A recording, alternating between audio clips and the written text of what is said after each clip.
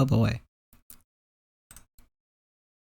Let me just, we're having some technical issues, so let me just try to fix that real quick.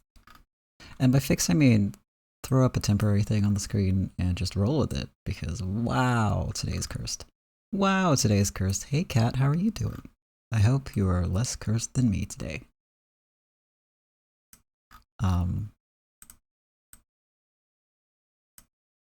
Yeah. So, here's the deal. I can't get my avatar to work.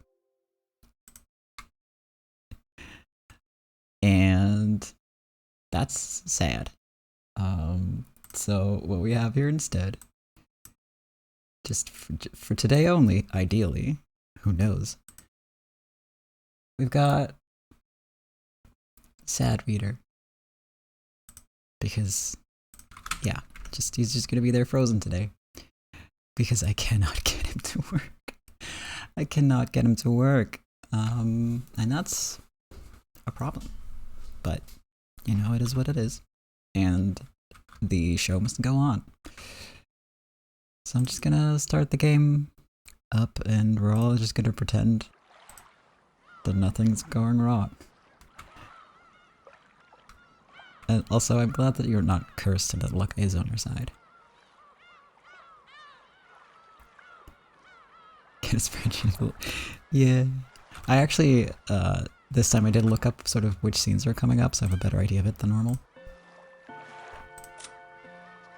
Than normal. I do that occasionally. I'm a professional.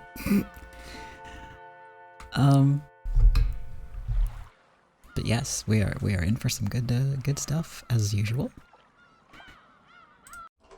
Yeah, just gonna start this up. Then let's see. Let's start off with our content warning, as always. Content warning for character deaths, detailed descriptions of gore and body horror, child abuse, discussion of and mentions of suicide, and misogyny.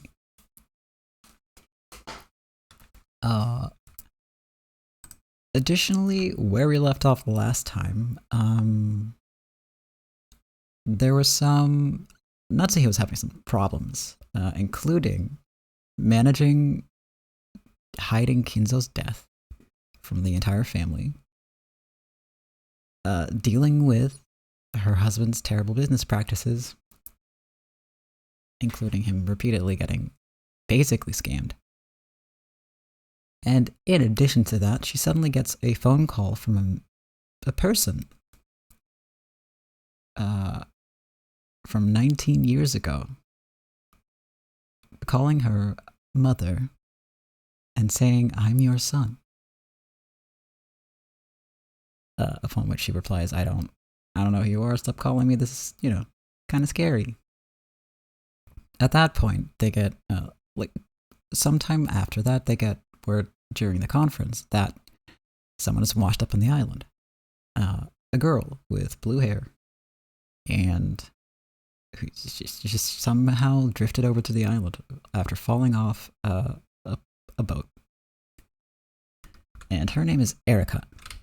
And she is Berncastle's piece on the game board, and has the detective authority, which means that she can basically investigate what happened on the island. And one of the first things she does is, well, she rambles about chopsticks for a while, and then decides, you know what? Let's all go try to solve the epitaph together. And that's where we left off last time. Straight for the jugular, yes, exactly. She is nothing if not efficient.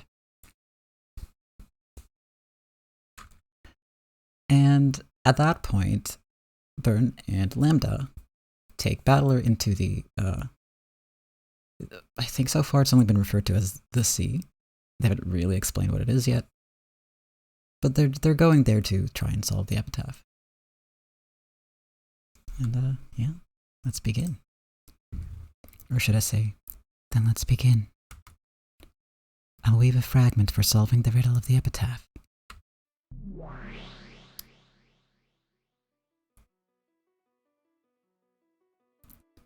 Berncastle opened both of her hands. Then, like a planetarium, all of the fragments throughout this empty space began to spin, leaving tails behind them. The expression planetarium might have been even more fitting than I thought. Multiple fragments were tied together by gold lines, and what looked like constellations zoomed by us rapidly, one after another. It felt almost as though we were dashing through space at an incredible speed. I just dropped my water bottle, I'm very sorry if that made a loud noise.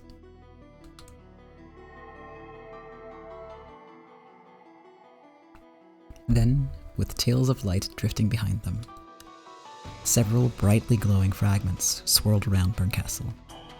It didn't? Oh, that's good. It looked almost like she'd created her own solar system, with her as the sun. That solar system surrounding Berncastle grew to a radius large enough to swallow us up.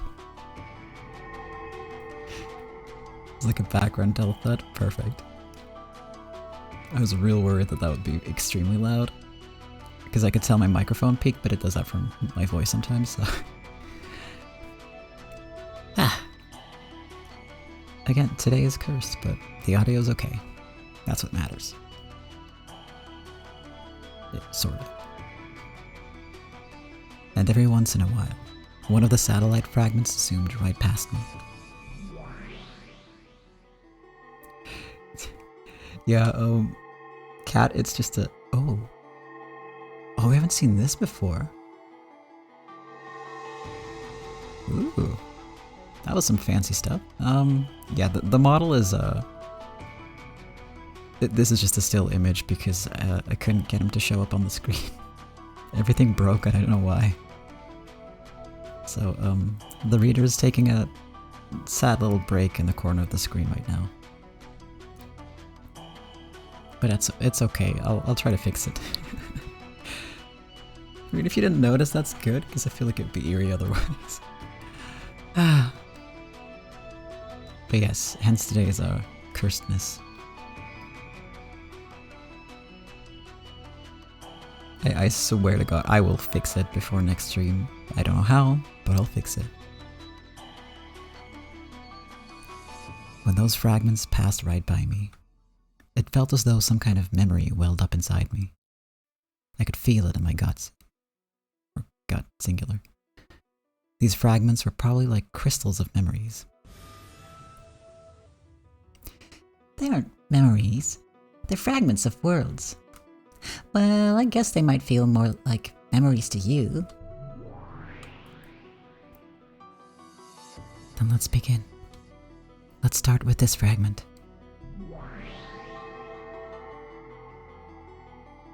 No, not Guts the greatest warrior from Berserk. Just a Gut. Apparently. One of the satellites in the solar system was slowly sucked in towards Berncastle as its orbit around her decayed. It drew a spiral as it approached her, and came to rest on the palm of her outstretched hand. Then, it shone brightly, painting over the world with pure white.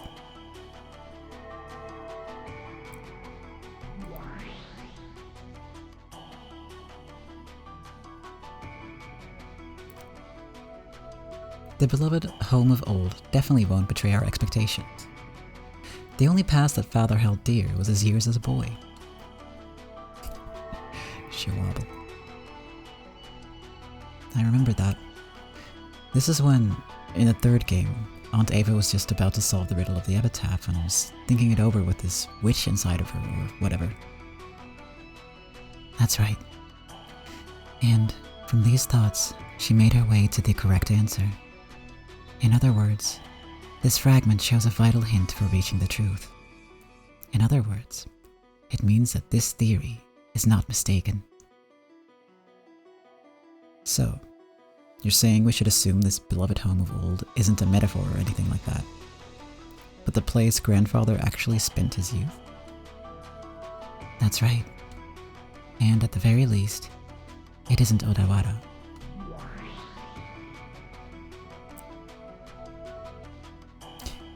The wobble. Orawara is definitely where he was born, but I don't think this home father loved was Orawara. I believe all of us siblings are thinking of the same place. Yes. This probably isn't Orawara. From what I've heard, he had a very fun time as a youth.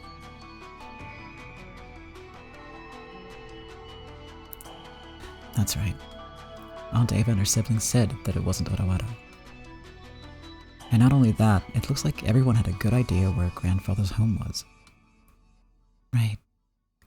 And, annoyingly, the actual location isn't spoken of in any of the fragments. Of course. If I told you that, there'd be too many hints. If a riddle isn't hard, there's just no point to it.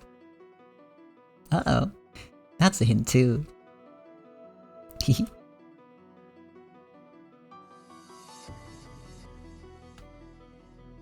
Just where is this home of grandfathers? We can't even start if we don't know that. You mean you couldn't start, so you stopped thinking? Since it had to be a place where he could have lived, the number of possibilities is limited.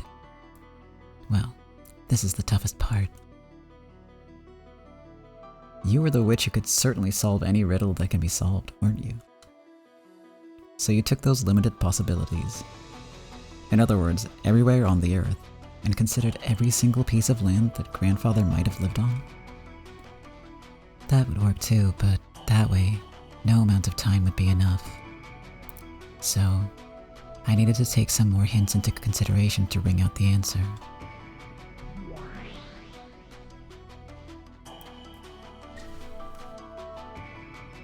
Didn't you say it yourself? You said it didn't have to be a river with water flowing down it. If the word sweetfish is too complicated, why not forget it entirely, or forever?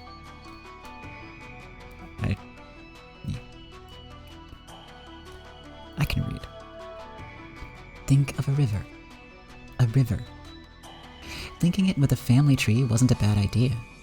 Try thinking about how to link a river with something else along those lines.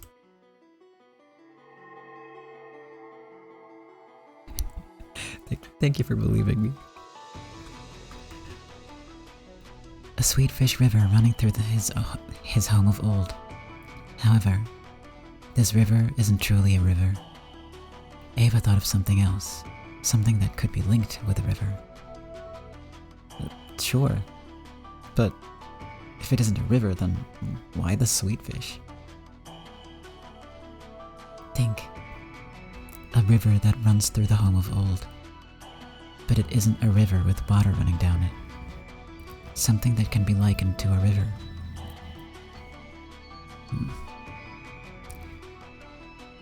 Behold the Sweetfish River, running through my beloved home of old. Ava knew where his old home was, so she ignored the Sweetfish hint. However, since we don't know where it is, this could be a hint for us.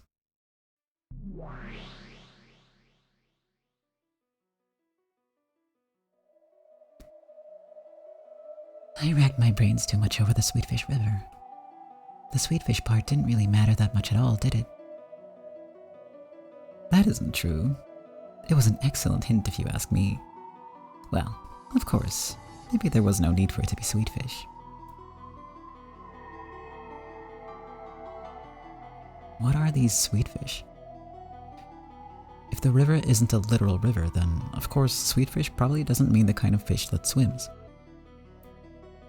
Yeah. And on top of that, Rosa tossed it aside, saying that sweetfish weren't that significant. And on the other hand, Ava said that it wasn't important for them to be sweetfish, but that it was still an excellent hint. In other words, the sweetfish is a key to make you think of something else. If that something is a different word, but a word that sweetfish makes you think of, then Ava's line about how it probably didn't have to be sweetfish makes sense. From these thoughts, Aunt Ava formed some theory, went to the archive, looked through some kind of book, and verified that she was right. In short, Aunt Ava formed some theory about the true nature of the Sweetfish River running through his home of old. Then, she opened a certain book to determine whether that theory was correct or not. In other words, this theory was something that could be verified through some kind of book. Also, after she figured out what the Sweetfish River was, she figured out the rest of the riddle very quickly. Good thinking. The epitaph continues on, saying, as you travel down it, you will see a village. At that point in time, Ava hadn't yet solved the 3 lines starting with this one.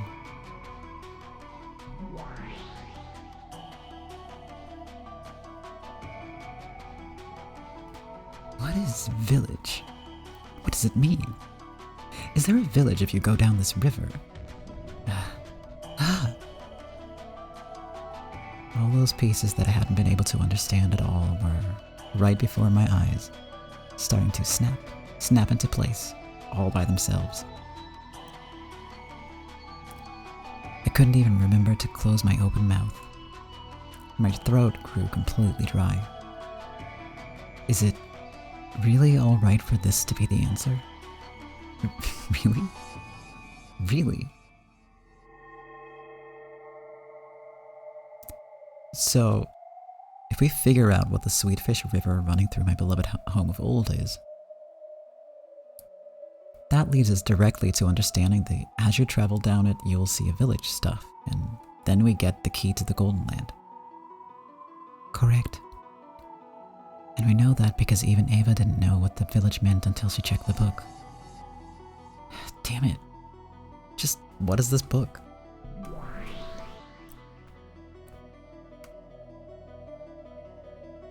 But this isn't 6 characters at all. I'm absolutely sure that this is the answer, but this doesn't reach 6 characters at all. Did you stop thinking again? In that case, think of a way you could read it with 6 characters. If you can't think of one, then research it. There has to be an answer. You must not doubt that. If you can't believe that, why don't you go cry yourself to sleep and then just give up and die forever?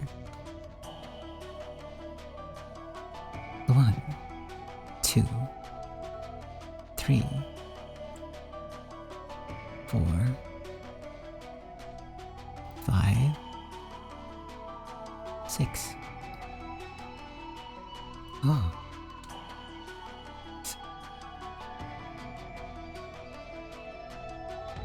6 characters. I found it. This is the Golden Land's key.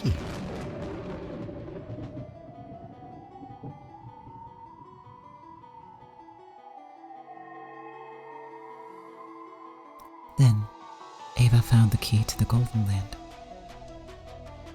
Yeah. And this key was some kind of word, number, or string of characters. 6 characters long. That's it. If we know that the key's true identity is 6 characters, the meaning of the first twilight changes drastically. On the first twilight, sacrifice the 6 chosen by the key. The 6 chosen by the key. 6 characters. In other words, it means on the first twilight, sacrifice the 6 characters chosen by the key.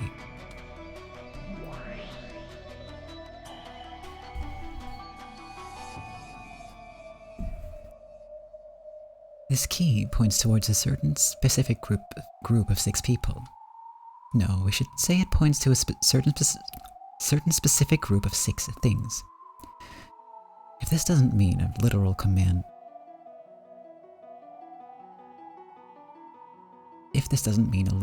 to offer sacrifices. For example, it could be an anagram. An anagram? Do you mean a word game?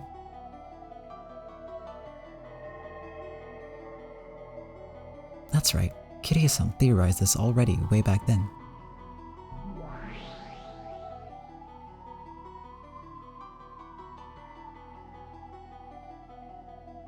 On the second twilight, it says those who remain. Which means that, at the very least, that something has a finite number of characters. You could read it like it's telling you to continue with the remaining characters after the 6 characters are removed. In other words, on the first Twilight, we take a list of characters that's longer than 6, kill the 6 that are the key, and then do something with the characters that remain. That's right. But, like Kitty said, what should we kill the characters from? We don't know this longer string of characters that we're supposed to be killing from. On this first Twilight, kill the 6 characters that are the key. On the first Twilight. In other words, by the time you reach the first Twilight, some string of characters already exists. But the first Twilight in Japanese only has 4 characters. Are we meant to read it differently? Or we read it in English like grandfather would? Maybe the first Twilight? Or something else like First Night?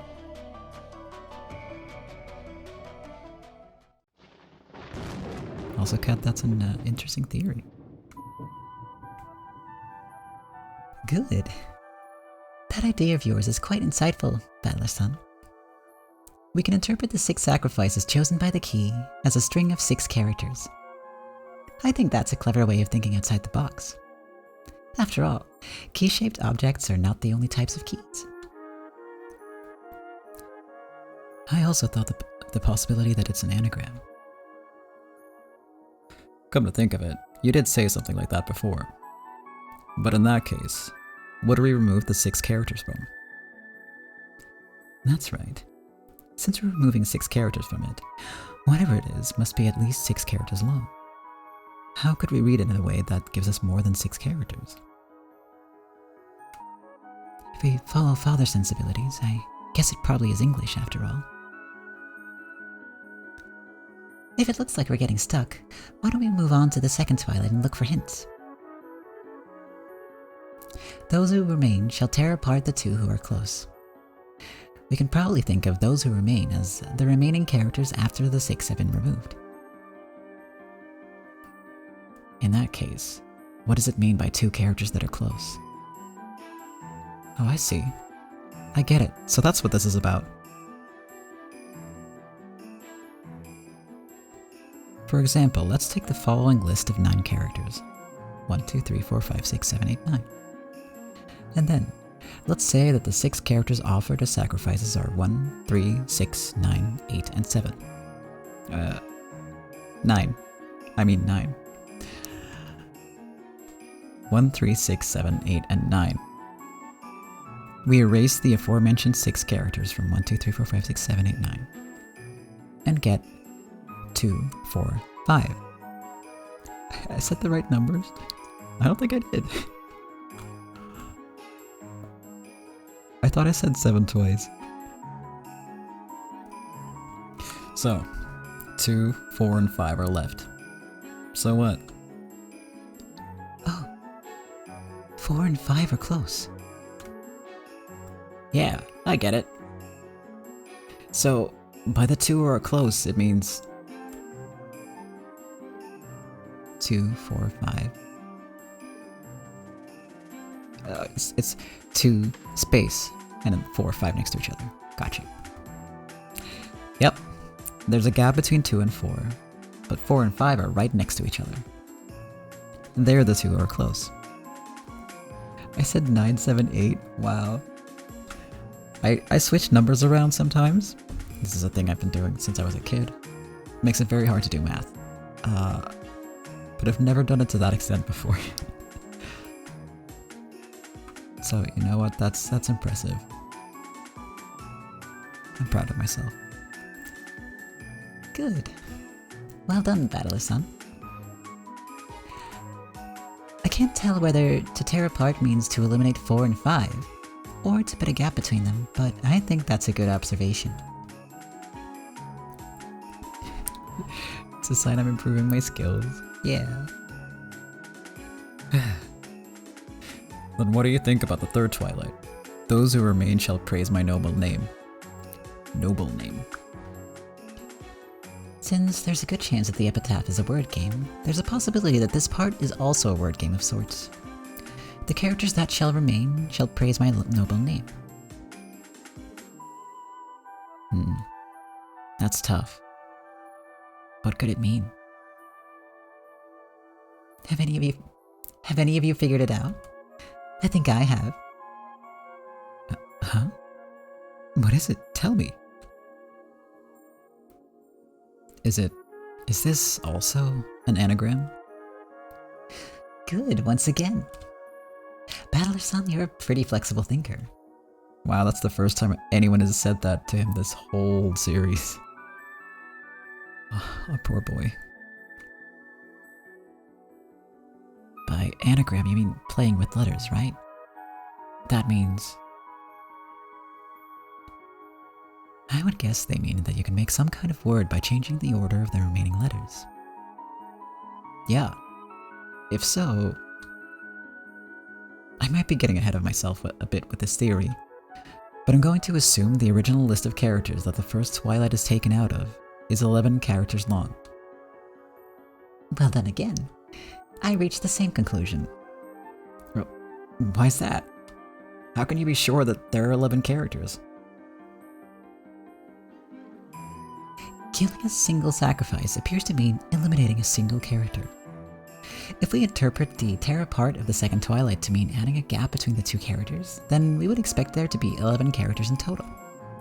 If tear apart means to eliminate those two characters, then we would expect 13. The reason for this is that from the 4th Twilight to the 8th Twilight, the word kill appears 5 times. And then, on the 9th Twilight, it's written that none will be left alive. If we ignore the part about the witch reviving for now, I figured it meant that after eliminating 6 characters on the first Twilight, separating the characters that are close and then eliminating 5 more, there should be exactly none left. So that makes 6 plus 5 equals 11 characters. If tearing apart the 2 who are close on the second Twilight means to kill both of them, that makes 6 plus 2 plus 5 equals 13 characters. There's a chance that the word symbolizing the first Twilight has 11 or 13 characters. Wonderfully done. Exactly my logic. It looks like you were gifted with the same little gray cells I was, Battler-san. Hey, quit it. Just doing what comes naturally. Yeah, this is unusual. Usually he does get mocked. Like, you can tell from his face that he's like, wait, what? Why are you being nice? God, there were so many characters in that scene. I had to switch voices a lot.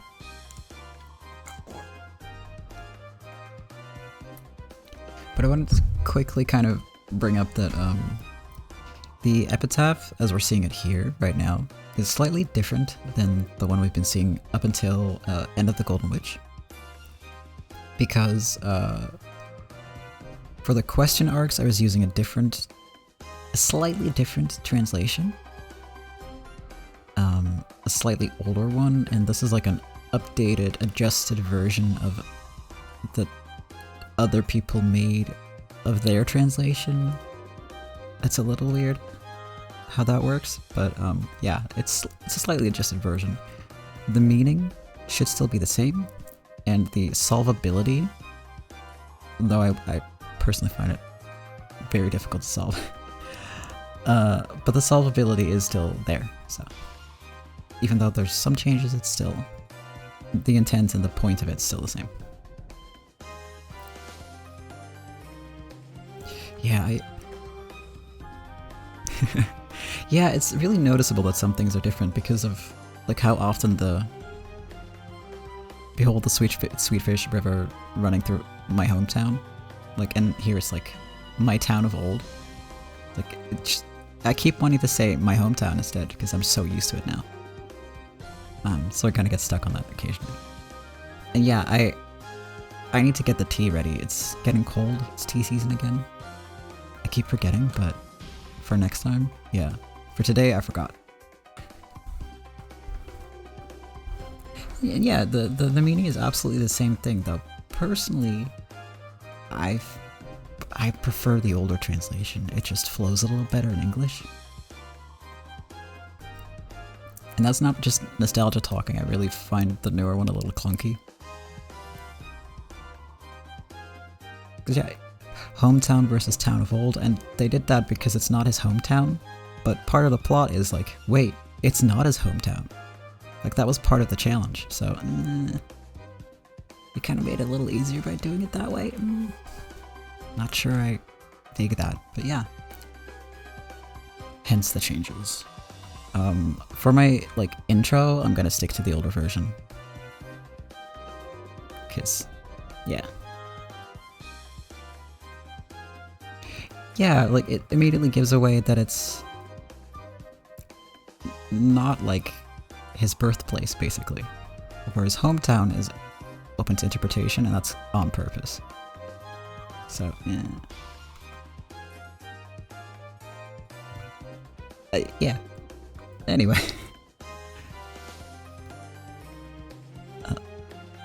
But both are valid, but I prefer the older version. Hang on. What the hell? My piece is pretty damn clever, isn't he? There's no room left for me to make theories. Did you give him an upgrade? Oh, sorry about that. You weren't around at this point, so I just controlled your piece for you. Isn't it nice how sharp I made you seem? Oh, Battler, I'm so sorry. You look so much smarter when Burton's playing as you. Why not step down as the player and concentrate on being the piece instead? I joined in on this game on October 5th, after the first few murders. So up until that point, the piece called me was being controlled by Berncastle, the player, which makes it possible for Berncastle to present her reasoning through my mouth. The game I'm watching now is nothing more than a replay of a part that's already ended.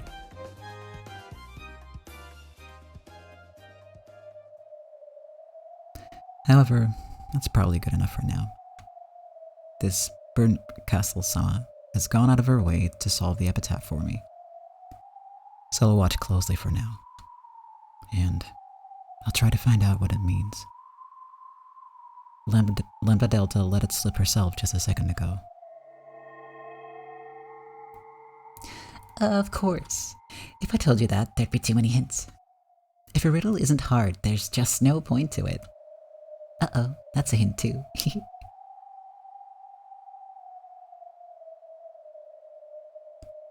This theory about grandfather creating the epitaph in order to choose a successor isn't bad at all. Erica and Berncastle's logic is extremely reasonable. But that's only if we assume grandfather was the one to create it.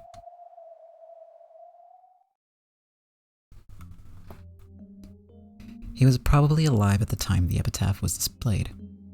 But, of course, he's already dead by 1986. And in the games up until now, Beatrice threatened us repeatedly with letters, saying that the only way to survive was to solve the epitaph, and trying to force us to solve the riddle. In other words, it was Beatrice's intention, her hope, that we would try solving the riddle of the epitaph. The epitaph is so confusing that, in most cases, the relatives never seriously tried solving it until the threatening letters started to arrive. That's why Beatrice fired the starting pistol, which made us take a go at it. Why is Beatrice carrying out grandfather's last wishes? Like the theory proposed in the first game, is she really grandfather's confidant? Following his orders even after his death and trying to select the successor with the riddle of the epitaph in his stead? That would mean that Beatrice really is grandfather's trusted underling, and exactly the family alchemist she called herself in that letter.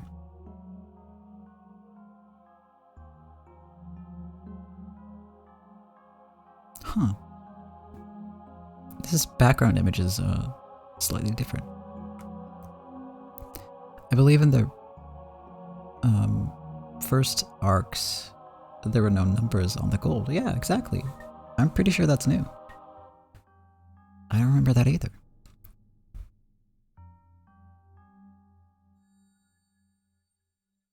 I have a problem. That's weird that they changed that sort of like mid-game.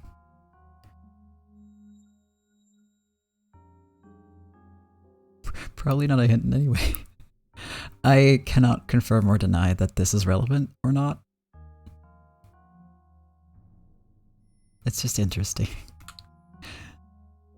Maybe remind me again after the games are over and I can tell you. Okay. After grandfather's death, Beatrice would have managed the 10 tons of gold and taken the title of alchemist. It would be 13 characters in total if you ignore the hyphen.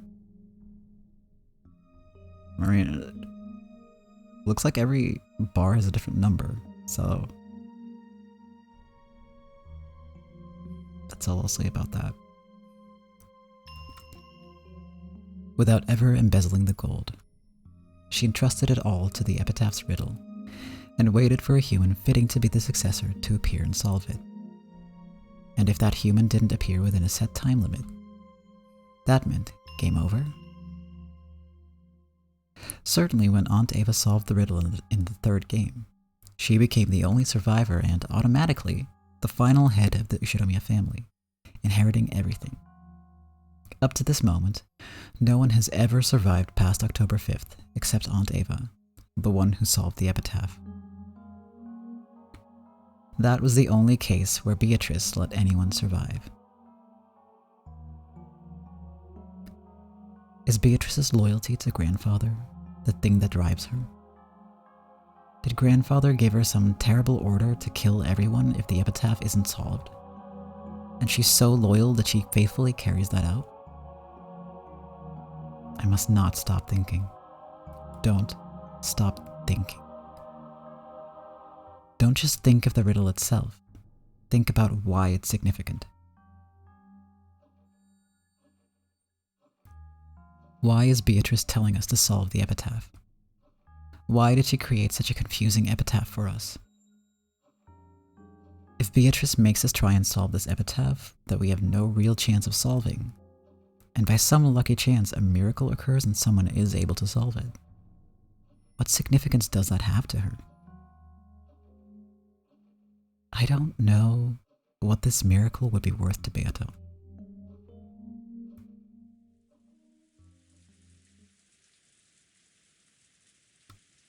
Anyway, until we figure out the first Twilight, we'll have to give up on the rest.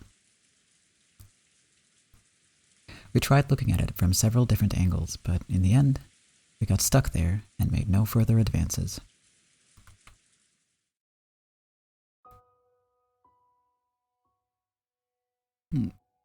Oh, it was a yawn. I thought I was crying. Maria let out an extra large yawn. This caused several other people to yawn. We'd been using our heads so much that everyone had gotten a little sleepy. Jessica, who had been silent and looking displeased the whole time, quickly stood up. I'm going upstairs with Maria. We'll watch TV or something. Alright, I'll go up too. Hey, why don't we all play cards upstairs? When George proposed this, Maria completely forgot about that big yawn of hers and started jumping around, insisting that she wanted to play cards. Judging by the clock, it would soon be 10 at night. It was already about that time you normally take a bath and get ready for sleep. Unless you're a night owl like me. Even the adults seemed pretty wary from traveling. We decided to continue this later and went our separate ways. Will you play with us too, Erika-chan? Cards? I appreciate the sentiment. I overstepped my bounds a little, forgetting that I'm a simple guest. I'd like to take it easy and rest for the night. I'd almost forgotten that I was just in an accident. Seriously. You're in such high spirits that it's hard to believe you almost drowned. That's youth for you. Still, I enjoyed it. I think we've taken a big step in our reasoning thanks to you. If I find the gold, I'll let you have about a million yen's worth. Can't you at least offer the poor girl 100 million? There's really no need. I'm only interested in solving the riddle. Well then, if you'll excuse me. Good night. I'm a responsible contributing member of society, yeah, true. But it's in my blood. I'm a night owl by nature. Also, just real quick.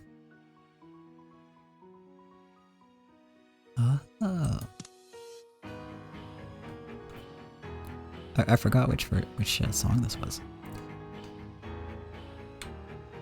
Yeah, night. Oh, you aren't going upstairs, Batlacoon. I'm getting a bit interested here. I'll think things through here just a bit longer. If I can just figure out the list of characters that marks the first twilight, I'll bet the road before me will open up all at once. Everyone went up to the second floor one by one. Only Aunt Rosa remained behind, cleaning up the coffee cups everyone had been drinking out of.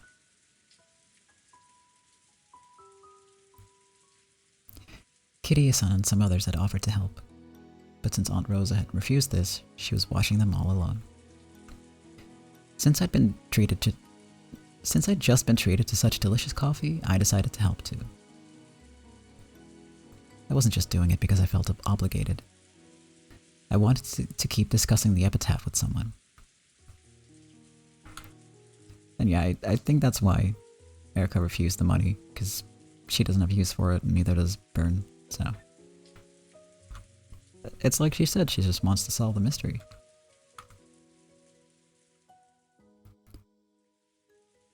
The first twilight. The first twilight. Yeah. Rosa, have you thought of some list of characters or a word?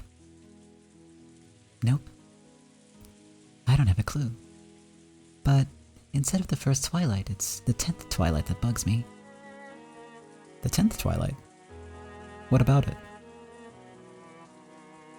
Well, the word Golden Land, Ogonkyo, appears several times, right? Yes, it does. For some reason, on the 10th twilight alone, when the journey ends, it says we reached the home of the gold. Read Ogon no Kyo. No, sorry, Ogon no Sato.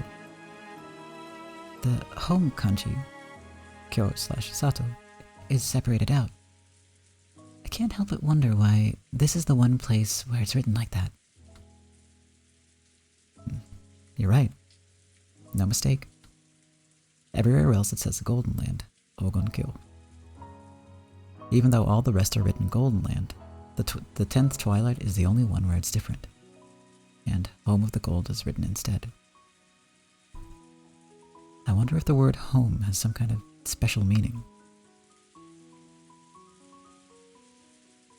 Still, you and that Erika-chan girl are incredible.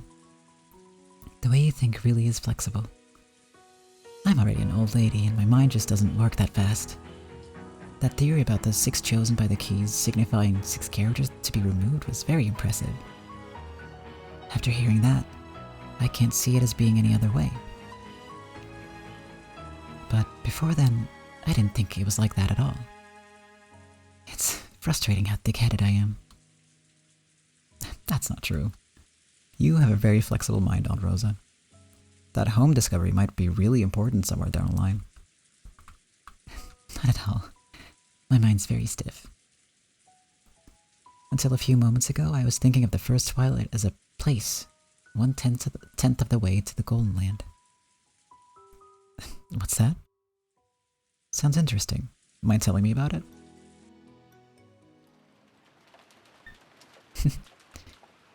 After all, in the line before the first twilight it says, you must journey to the Golden Land, right? The next part describes a journey that lasts 10 days, so I thought the first twilight would be part of the way through that journey. A journey. I see.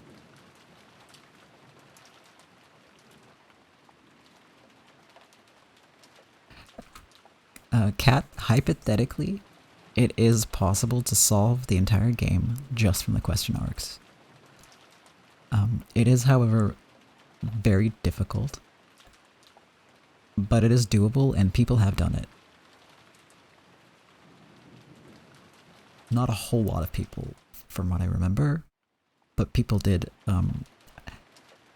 solve it, and some people solved like a huge chunk of it by the end of episode 3. So, yeah. I can once we're done with the whole playthrough, I can maybe share some stories about that, because there's some really interesting stuff there.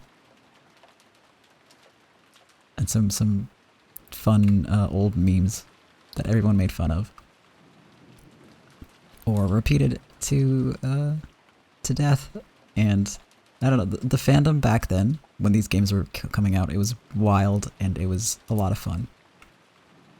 So, once we wrap this up in a couple of months, I'll see if I can maybe find some of the old stuff and share some of that. Like a little sort of wrap-up party. Oh shit, we still have to watch we still have to watch the anime. Anyway. So, you start the journey, and then on the first twilight you set up camp and sacrifice the 6. So I thought, where is that place? How many kilometers from the starting point? Things like that. Don't tell anyone about this, okay? I'm not very clever, so for a long time I read the home kanji as Kyo when it's probably Sato.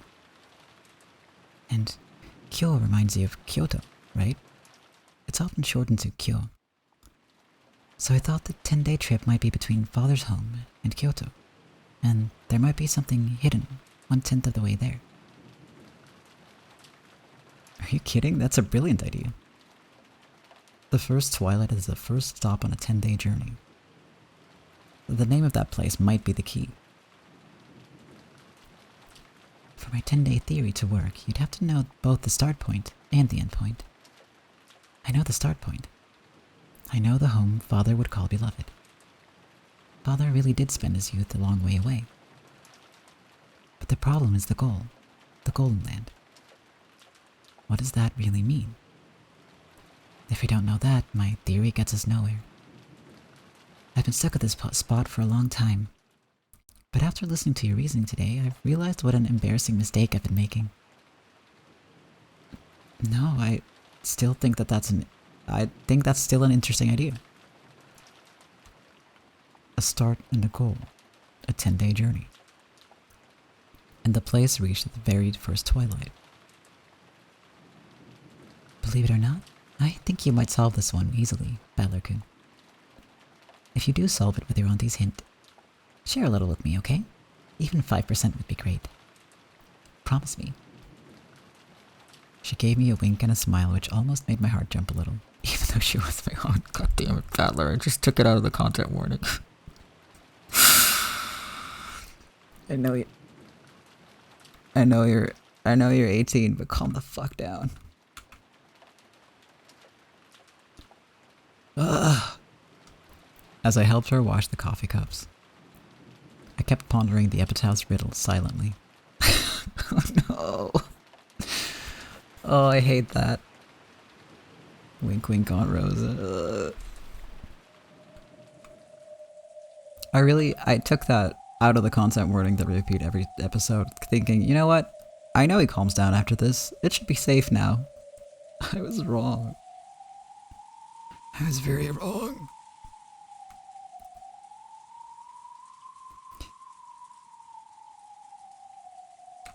I'm gonna drink some water.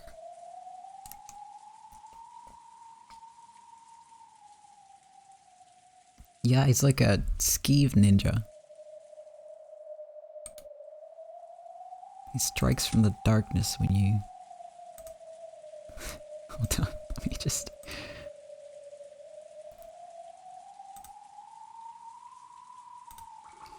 I'm gonna cash in my own save reminder.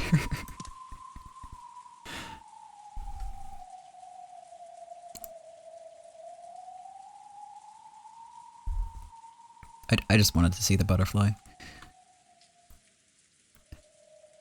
After I finished helping Aunt Rosa and went into the corridor on my way to the bathroom, I saw Erica unlocking the door to her room on the way there. Your room is on the second floor, right? I was sure you'd gone upstairs and fallen asleep by now.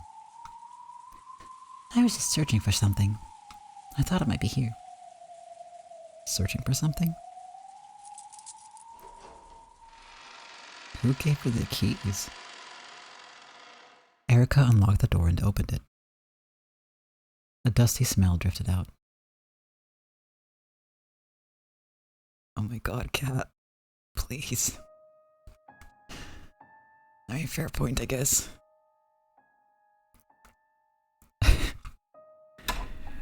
Thank goodness it never gets into that kind of territory.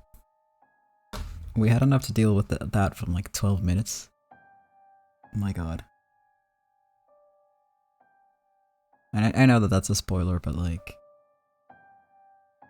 It doesn't... It doesn't deserve to be like protected with spoilers. But that's all I'll say about it, because if you do still wanna watch those, it was a very fun stream, so I won't complain too much. I did have fun with that game. Yeah, that's the one, yeah. Okay.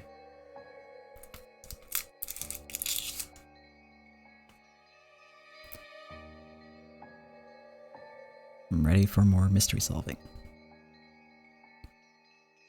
It was the archive.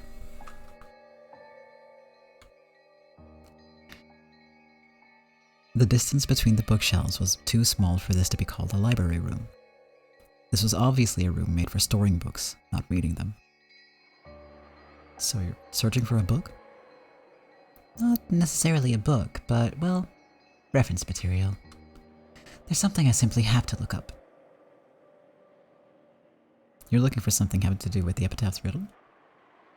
Pretty admirable that you haven't given up yet. I guess 20 billion yen is pretty enticing. I hadn't given up either. Apparently, we were both bad at giving up. You're joking. I'm only interested in riddle solving. I'm only looking for the gold because I want proof that my reasoning was correct. Even if I found it, I wouldn't pocket it for myself, so don't worry.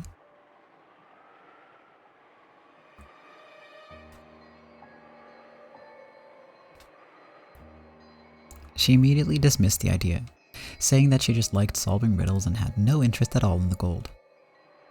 My first impression of her had been that she was a bit of a weird one, and it looked like I hadn't been wrong. Erica had started searching for the book she was after, slowly going around the bookshelves. I'm also in the middle of trying to solve the epitaph. Oh yeah, just a second ago I heard something interesting from Aunt Rosa which might be a hint about the first Twilight. May I ask what it was? Erica asked this without stopping her search or even turning to face me. In the line before the first Twilight, it says something like, whoever obtains the key must do so-and-so, right? You who laid hand upon the key must journey as follows to the Golden Land. Whoa. You've already got it memorized? Guess I shouldn't be surprised. And what about that line? Right. Must journey to the Golden Land, it says. Apparently, this made Aunt Rosa picture setting off on a journey from the beloved home of old to the Golden Land, a journey lasting until the 10th Twilight. Or in other words, 10 days. Actually, I already noticed that myself. The place you reach on the first day of the 10-day journey. That's where you offer the sacrifices from. Yeah, that's exactly what Aunt Rosa thought of. I also think it's an interesting theory. The place you reach on the first day of the 10-day journey. That bit of land, or else the place's name, might be the key. I've also been speculating that the name of a place might be the key. That's why I'm looking for a reference book. I want to turn this from speculation into certainty. What is it that you're looking for? Then Erica's hand suddenly stopped, and she slowly pulled it out. Then, as she dusted it off, she finally looked at me and spoke. An atlas.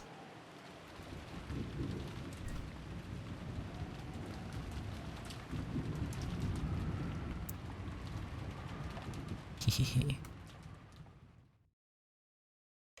It's happening. We're solving it.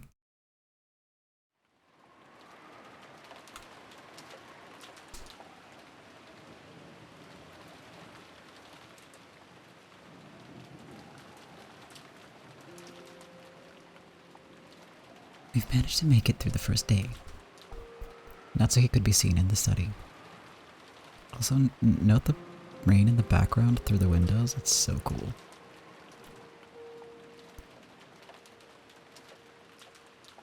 Yeah, it's a new thing. I love it. I love it a lot. When she muttered as though to herself, gold butterflies appeared and formed into the shape of a person. Holy shit, that's so cool. We can't afford optimism. I doubt that you'll be able to make it through tomorrow by sitting around here. So you do think that saying father is in a bad mood and refuses to come out won't be enough to fool them? It seems they were already quite suspicious last year. Because of that, the toxin has expanded and is coiling itself around the study, growing ever tighter.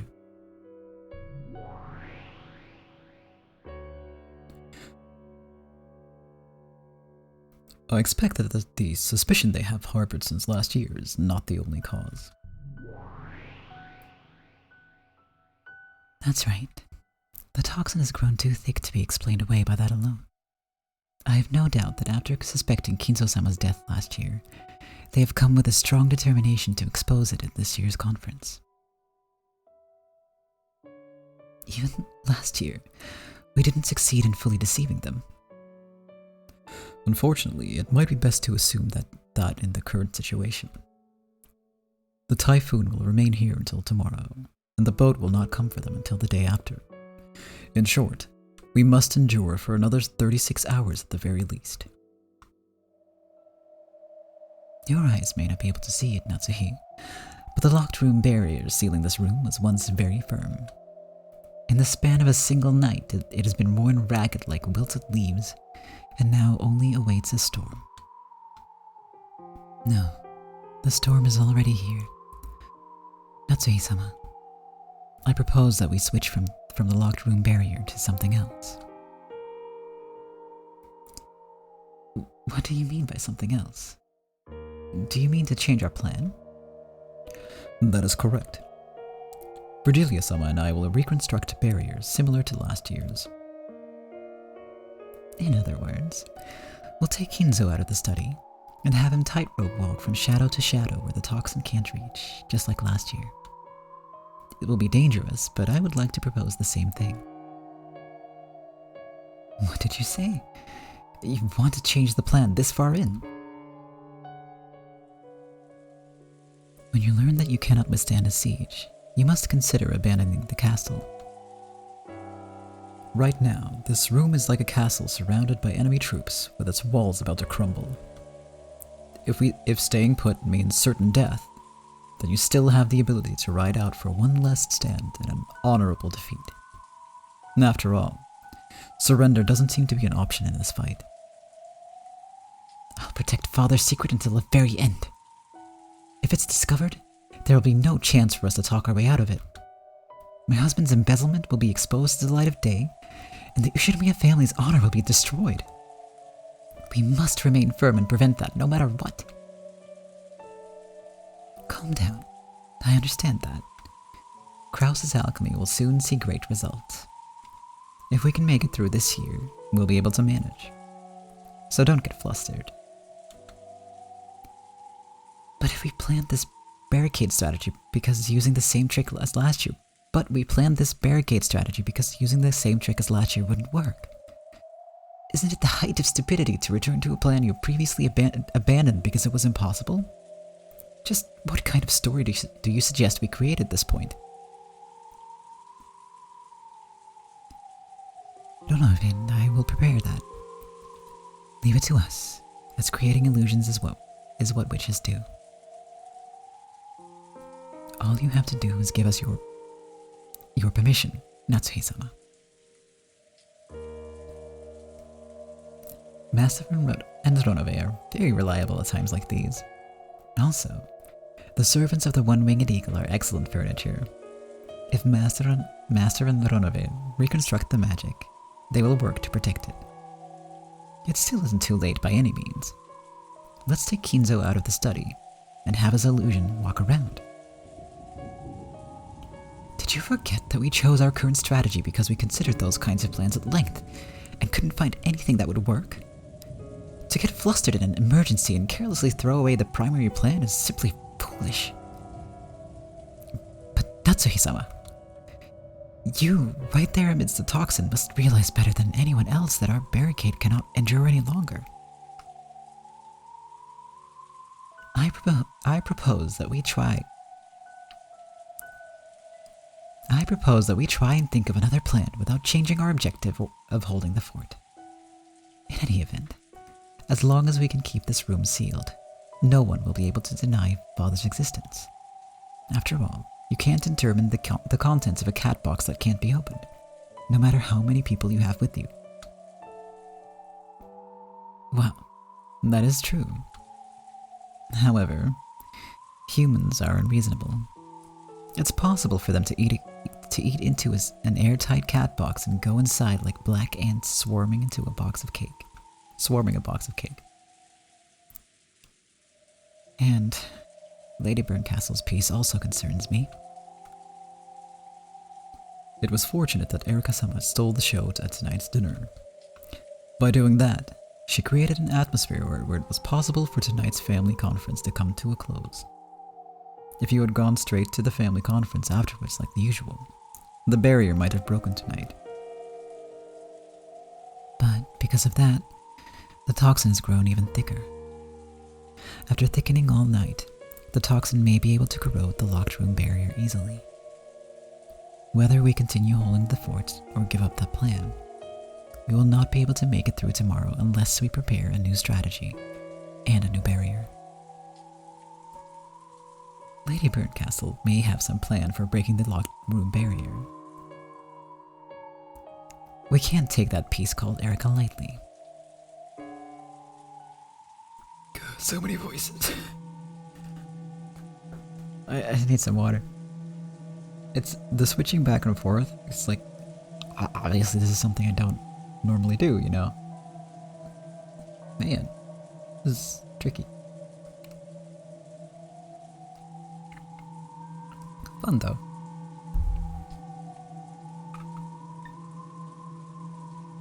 Also, welcome back. Come to think of it, that man who said something about taking revenge for the events of 19 years ago might also be Lady Burncastle's piece. Yeah, my vocal cords are... They take a bit of punishment every stream, but I've been doing this almost weekly for almost over half a year now. So the practice has been making it easier. The first few streams afterwards, I lost my voice the day after entirely. It would be gone. And now I can just go to work and like talk normally. So you do get used to it, surprisingly. It's kind of neat. Also, this board, which achieved equilibrium with 18 pieces, has had 2 undesired pieces added to it. There are too many irregularities this year.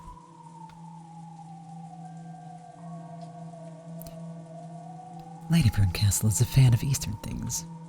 They say that in shogi, Japanese chess, you are allowed to drop pieces onto the board in the middle of a game, do they not? Yes, that is possible. In shogi, even dropping a queen from the captured pile right in front of the enemy king is a permissible move that can serve as a trump card.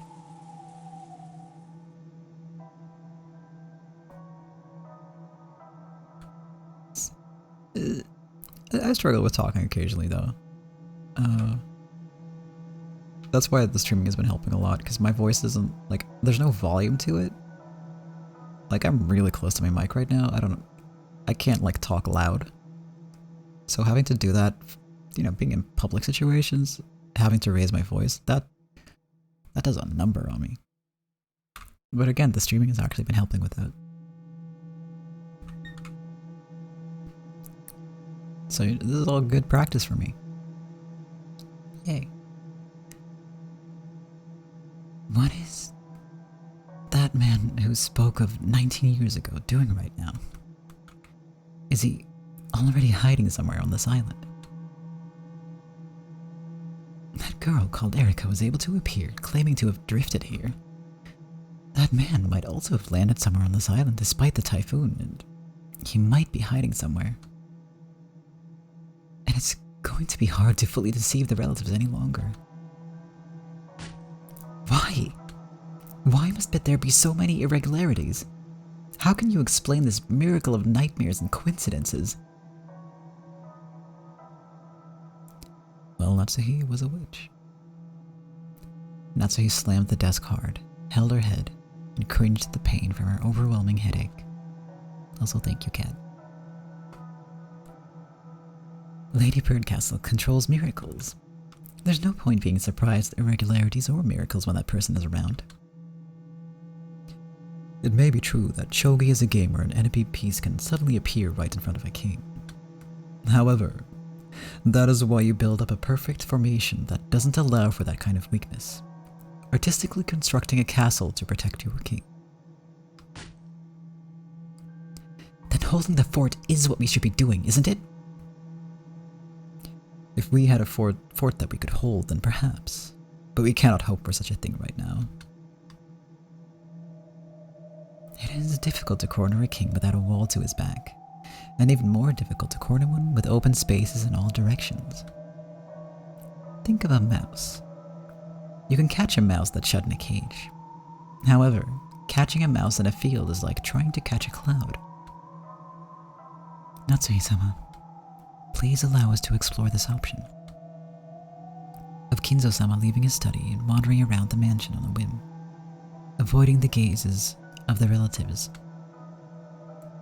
We will think of a story that makes it appear natural before morning. Don't you see the danger? If we're willing to consider such a dangerous option, wouldn't it be better to continue acting as though father is in his room in a bad mood? Tomorrow, the relatives will again crowd in front of the study. They will crowd right on the other side of that door. How many hours do you think you'll be able to stand there, keeping up the charade of a yelling match with Kinzo-sama? It's impossible. And it falls to me to resist that impossibility for 36 hours. If you tell me to do it, I will. I'm Ushiromiya Natsuhi, the wife of the Ushiromiya family head. If you tell me to do that, I will act out a shouting match with father for as many days as it takes.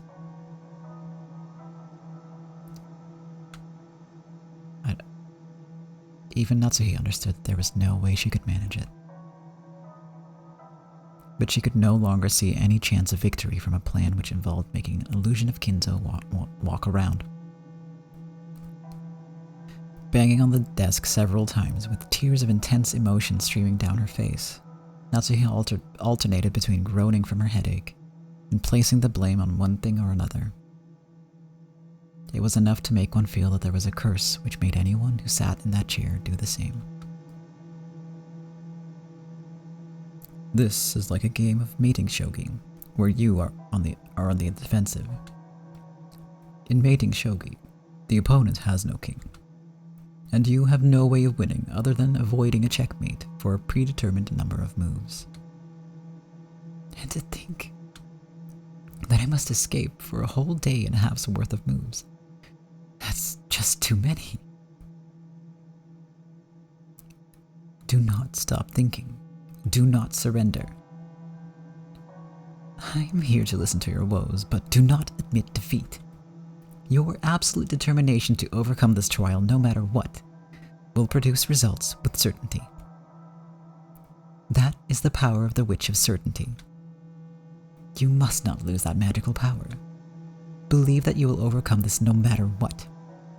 I am sure a brilliant plan will come to mind. You must not give up and stop thinking. You're right. I understand. If I can't overcome this hardship, then no one can. That is correct. Didn't Kinzo entrust you with the job of overcoming all of this? Kinzo acknowledged that you were worthy of this responsibility. Father.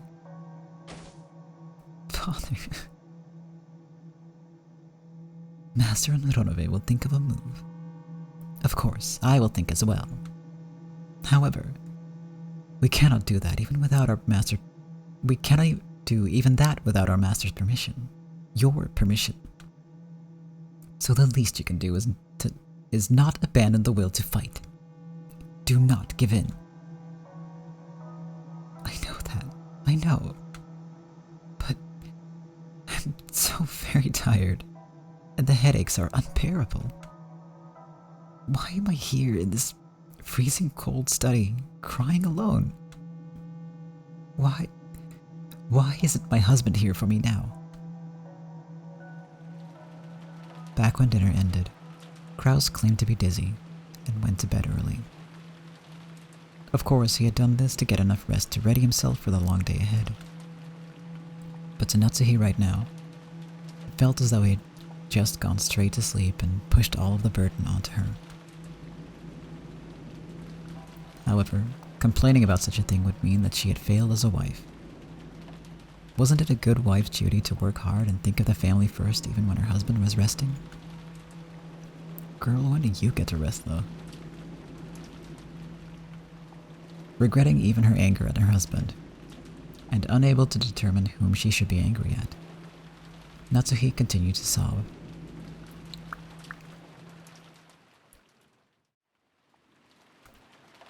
If only Kinzo could just speak to her kindly at times like this. Beato searched for him, but Kinzo had been nowhere to be seen in the study for some time now. Perhaps Natsuhi had noticed this as well. Though she took pride in fighting alone and supporting from behind, thinking of those as the responsibilities of a good wife, without anyone to validate what she was doing and say that it was needed, she was now so frail that she couldn't even stop her own tears. Just as Beato was thinking of words she could use to console Natsuhi, Virgilia tapped her lightly on the shoulder. If words of consolation don't come from the mouth of the right person, they can sometimes do more harm than good. Therefore, Virgilia silently urged Beato that saying nothing was the best course of action for now.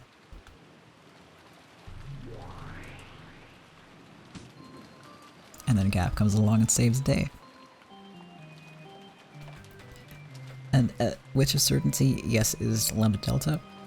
I think Beatrice is referring to technically sort of having her support. Because, you know, Lambda's on Beato's side, and Burn is on Balor's side, technically. And it might also just be Lambda Delta as the game master being like, hey, I'm awesome, right? Because let's be real, she would do that.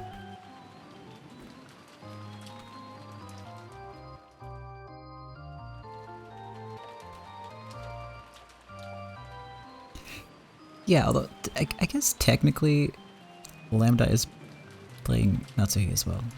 Technically. But it's more like a director, like, or a writer doing it, like putting on it's more like someone putting on a stage play, like with a group of actors, I guess. From my understanding.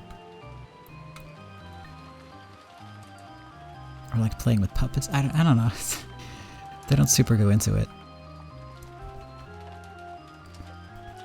Hi, sorry to interrupt. I know I'm an outsider, but I wonder if you'd let me speak.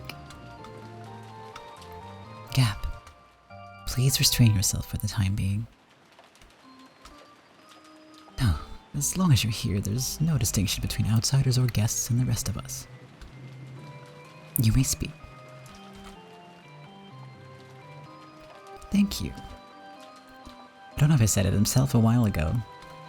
This is mating shogi with you on the defensive. How does one lose in mating shogi? It's because their king is checkmated, right? That goes without saying. And the opponent has no king. Therefore, all Natsuhi can do is have her king run away constantly. I see. So, you're thinking of that move. Has that time already come? What do you mean? Are you saying we have some sort of move? It's the first thing you suggested to conceal Goldsmith's death. I'm trying to say that the time has come for us to use it. You mean having him go missing? You mean to make that move right now, during the family conference? That's too dangerous. After successfully resolving all of their problems, they would have to lay Kinzo to rest. And the way to do that was to make him disappear. One day, Kinzo would go out into the forest and never return. They wouldn't be able to find him no matter how much they searched, so he would be declared missing. You said it yourself a second ago, Riche. You can't catch a mouse that's escaped to a field. And you can't catch a goldsmith who's disappeared into the forest. Do you honestly think that we could talk our way out of this using that? Using such a move now, when the suspicion against us is greatest, would be no better than committing suicide. They will suspect, yes. It is a move fully deserving of being called suspicious. However, even if they set foot in this study, such suspicions will be unprovable. It will be impossible for them to capture Kinzo-sama forever after, and no matter how much they suspect him to be dead, they will be unable to prove it. Forget about 36 hours. You could protect Kinzo's secret forever this way, couldn't you? Of course, it'll mean taking on that much risk as well. If you make this move, you may be able to overcome this particular challenge, but I cannot even guess at how much prestige you might lose for it. Even so, this move can definitely get you through this. Of course, you'll be treated with even greater suspicion, but it won't be fatal. Yes, that may be true, but the Ushinomiya family should have collapsed after the Great Kanto earthquake. But the mad genius goldsmith revived it, and he rebuilt it into something so magnificent that you want to protect it. So this time, it is up to you and your husband, the new head and his wife, to do the same. Is that how you intend to stir her up? I'm not stirring her up. I'm just asking if she's prepared to be the wife of the head. Are you prepared to protect the Ushinomiya family, even if you end up getting dragged through the dirt to do it? I am. Then now's the time. If you can survive by being dragged through the dirt, then crawl with all your might. You'll drag yourself through a world of suffering, and you'll eventually regain your glory. I, Gap, the 33rd in rank, promise you this. Gap. The fact that I dropped in at a time like this must be guidance from the gods of happenstance. I'll keep that promise, Ushinomiya Natsuhi. I don't need anything in return. Riche, the one who serves you, has already paid me plenty in advance. Gap seemed quite cavalier, but she was actually possessed by a strong sense of duty. She was the kind of person who just couldn't leave someone in trouble alone. Payment in advance? No, when did I do that? I can't recall.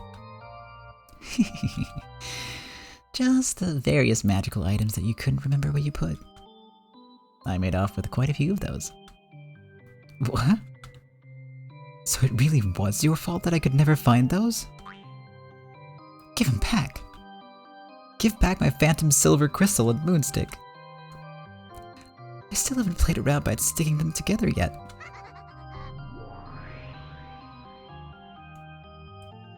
This is the sort of magic or plan that I can give you. I can hide Goldsmith away in a world where no one will be able to find him. Let me know the instant you need this magic. Until then, you may think of another, safer plan. True. Having an option open to you leaves you with a little peace of mind. Without any peace of mind, you cannot think up a brilliant plan. Natsuhi-sama, the night is not short. Let's leave Gap's plan as a final trump card and iron out our plan for the time being. Please give us permission. Furthermore, please give us the trust, magical power, and certain conviction needed to succeed without fail. If you believe, I will make that come true. If you doubt, I will make that come true. You must make your own future. Damn. Having Kinzo go missing, and doing it right in the middle of this family conference. That was truly a last resort. Hiding this final trump card in her heart, Natsuhi decided that she would grope around for a different plan until the last second. After all, this long, long night had only just begun. And it was long not only for her. Burn Castle and her pieces had just as much time.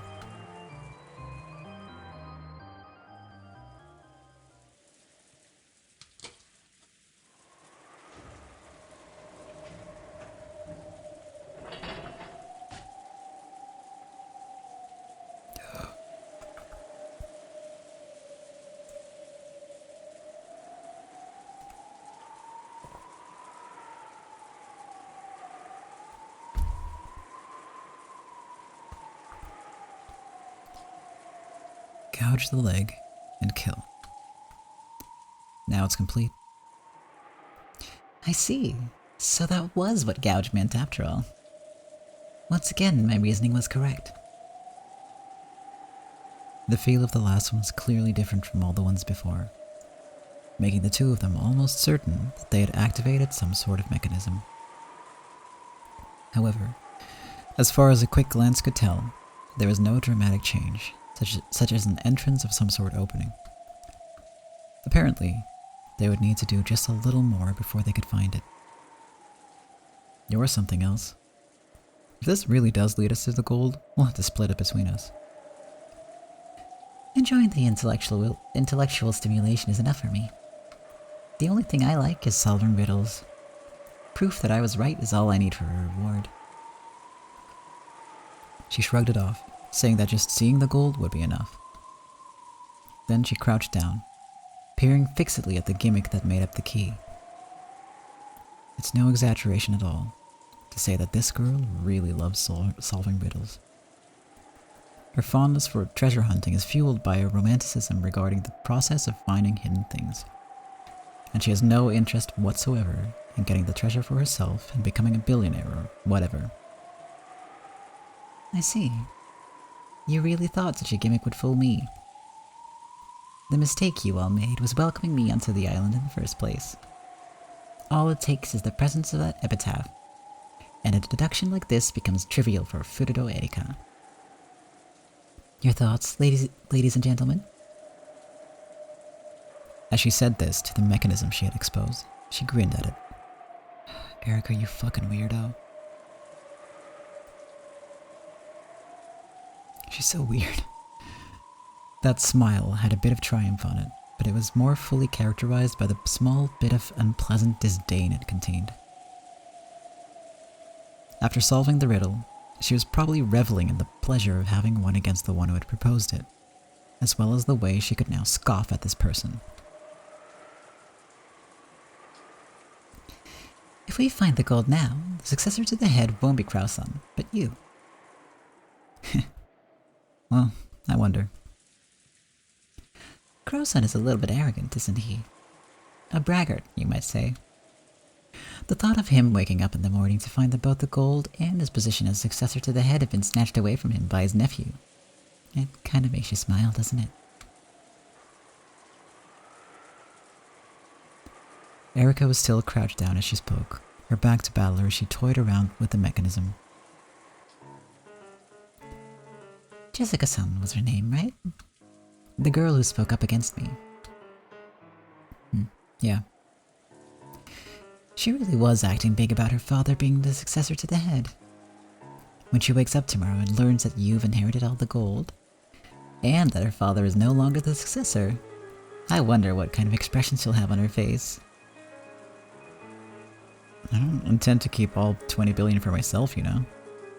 I mean, even 10% would be great. Wouldn't want any more than that. We can split the rest fairly amongst the family. I'm even less interested in being the successor to the head. I'd be glad to I'd be glad to let Uncle Kraus deal with that. Will it really be so simple, I wonder? Instead of trying to predict that, I have a feeling that it will be much more fun to puzzle out what kind of expression Jessica-san will have on her face tomorrow, and what kind of sad excuses she'll try to make. You have a real twisted mind. Oh? Couldn't you deduce that from the moment I said I liked solving riddles? I'm an intellectual rapist who enjoys exposing things that other people hide. It was the same for solving the epitaph. You probably wanted to expose the Gold Grandfather had done everything he could to hide. Yes, that's how it was at first. But my goal changed halfway through.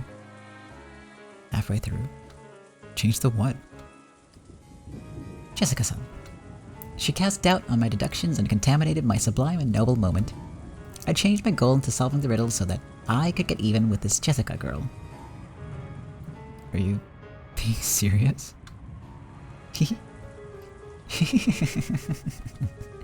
I can bring any opponent to their knees no matter who they are. That is my one and only pleasure. Perhaps you still need time to reason? Ushirumi and Jessica irritated me, so I decided to solve the epitaph to put her in her place. From this, you should be able to deduce how I'm feeling at this very moment. Can you work it out? Jesus Christ, that face? Oh. That was a scary sprite. This time, I turned my back on her in earnest. Did I get so caught up in the fun of this riddle-solving game that I allowed her to lead me into making a terrible mistake? That's right. I could have worked out that this would happen. With the riddle solved, the relatives will probably get into an uproar about who will be the successor to the head. Dad and Kiryu-san will probably make a fuss about how I, the discoverer, should be the successor, and the other relatives not thrilled with that prospect will probably oppose them. Despite how adamant Erika was about it, it isn't written anywhere that the one who solves the riddle of the epitaph becomes the successor. Because of this, it'll lead to a fight between those who are willing to accept that and those who aren't. To reason out what will happen next, as Erika suggested, it will probably turn into an ugly fight between Uncle Kraus and the rest of the relatives. When Jessica finds out I've solved the riddle, will she admire me or curse me? I don't want to think about that now. Erika was still mumbling. Apparently, she had already started trying to reason it out. As I began to feel very bad, I lazily gazed out into the black night. She did look very smug.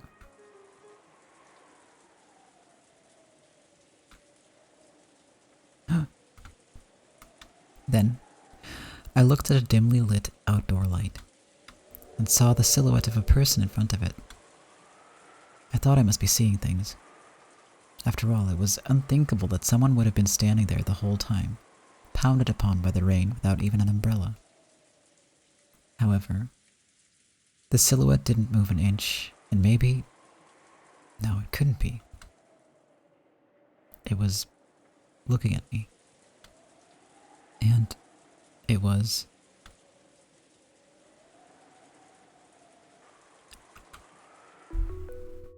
I just gasped. I forgot about this.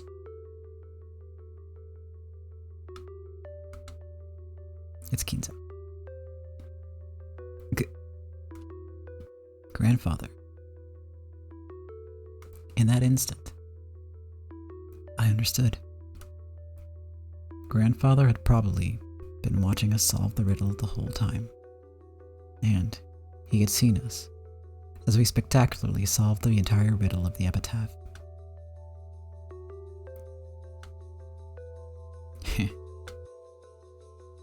Without a doubt, Grandfather smiled faintly. Grandfather, who had never worn any expression that wasn't moody or frightening, looked me in the face and smiled at me for the first time.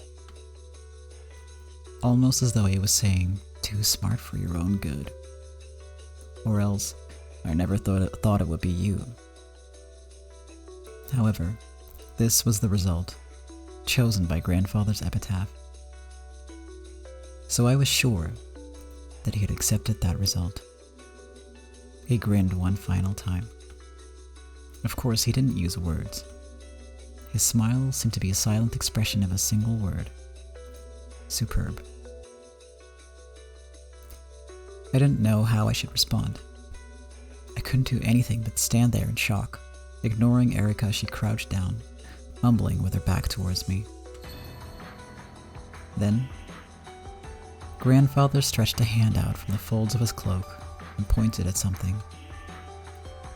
When I looked in that direction, what I saw there, the thing he was pointing at, was probably the guidepost to the Golden Land. Go.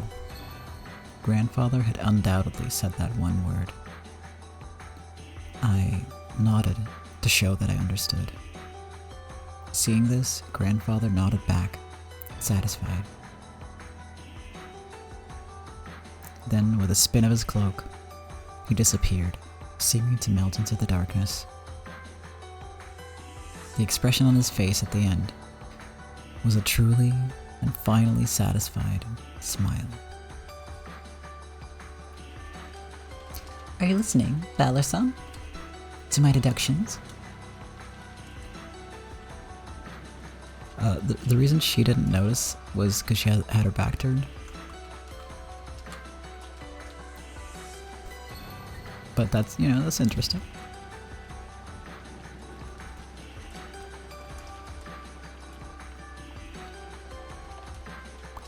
I found it. That's the guidepost to the Golden Land. Huh? Ah, it's facing a different direction than it used to. I see. So it means go that way. You're very observant. Grandfather showed me the way. Huh? Kinzo-san? Where? Let's go. It's time we got a look at this Golden Land. And Erica is not a witch, but a piece, so she doesn't really have any magical powers or anything. Just so you know. We started to walk. The entrance to the Golden Land was right there.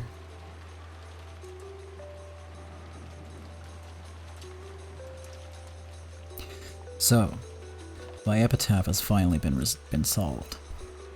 And it was Battler. Entertaining beyond compare. When I think about it, I was also a head that no one saw coming. How interesting that the one who will succeed me as head is also a person no one saw coming. Okay, we're back to dunking on him. I now have no regrets remaining in my life. Beatrice, I am coming to join you. Along with a present, the miracle chosen by my epitaph. Battler of all people. That battler.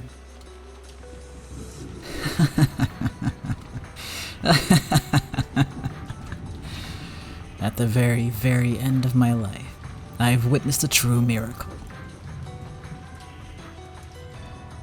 Beatrice, I've won this bet.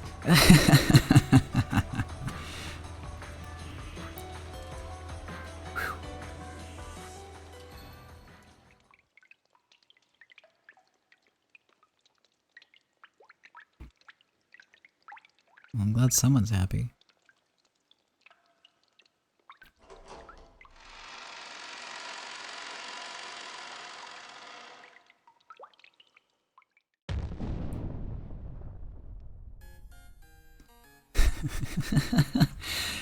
Yahoo! This fair reaction to seeing a ton of gold. I can't see anything convenient about using gold as a store of value except for its non-corrosive properties. I imagine it'd take a lot of work to liquidate all of this. At the end of a crude underground tunnel, in a VIP room which was so beautiful that it seemed out of place, there was a pile of gold so large that there could be no doubting its 20 billion yen worth. Erika was calm, but Battler couldn't suppress his excitement.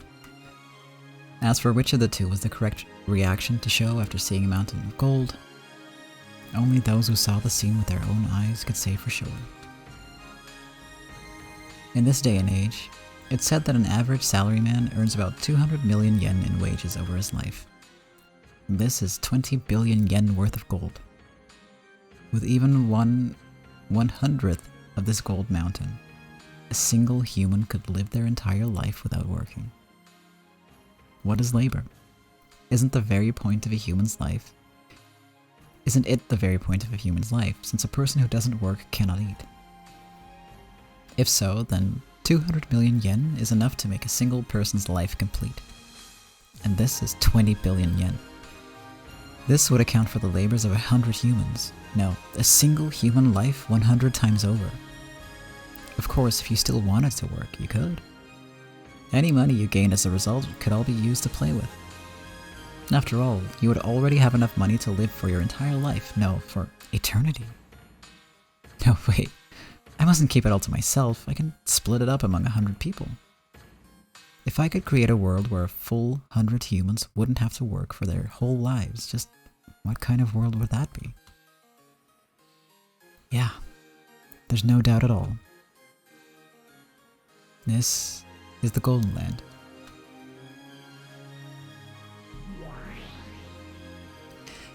And so, Burn Battler masterfully discovered the gold. The end. I kept the really critical parts hidden, but nothing wrong with just a little bit of teasing, right? Sure, do what you want with that. I'm not interested in the micro details about what kind of puzzle it was or what kind of answer it had. The important thing is that as a result, 10 tons of gold were discovered. The gold was discovered in the third game as well by Aunt Ava. Aunt Rosa had also witnessed it. However, the two of them hadn't spoken of the gold's discovery to anyone. In other words, there was a chance that the gold's discovery was a catbox truth kept between the two of them, which meant that it was possible that the gold didn't exist and was just an illusion. However, I have finally found it. The catbox has been opened. It'd be a waste of time to do that repetition game, so I'll give you a little bonus. This mountain of gold is a real thing. All of the ingots piled up here are real pure gold. There are absolutely no tricks such as replicas or fakes. Alright, got it. I'll accept that this gold exists. However, there are still some things I can't accept. Of course. After all, you met with him, didn't you? With Kinzo. Even though Kinzo's supposedly an illusion, you met with him just a second ago, didn't you? I guess that really was magic, wasn't it? Ridiculous. I didn't exchange a single word with Grandfather. I only felt as though Grandfather and I had exchanged words. Give it a rest. The same move won't work again. In that case, your blue truth, if you please. I was probably in a state of euphoria after solving the epitaph's riddle, and that caused me to mistake something for Grandfather. For example, maybe it was some kind of sheet or cover that had gotten caught in a dark grove of trees, which looked like Grandfather wearing a pitch-black cloak. As a result, I mistakenly thought that I'd had some sort of conversation with Grandfather. Blue truth. Valid. Well, I did say the exact same thing in blue. And? Did it work? Was there a counter with the red truth? Nope. Not for now, at least.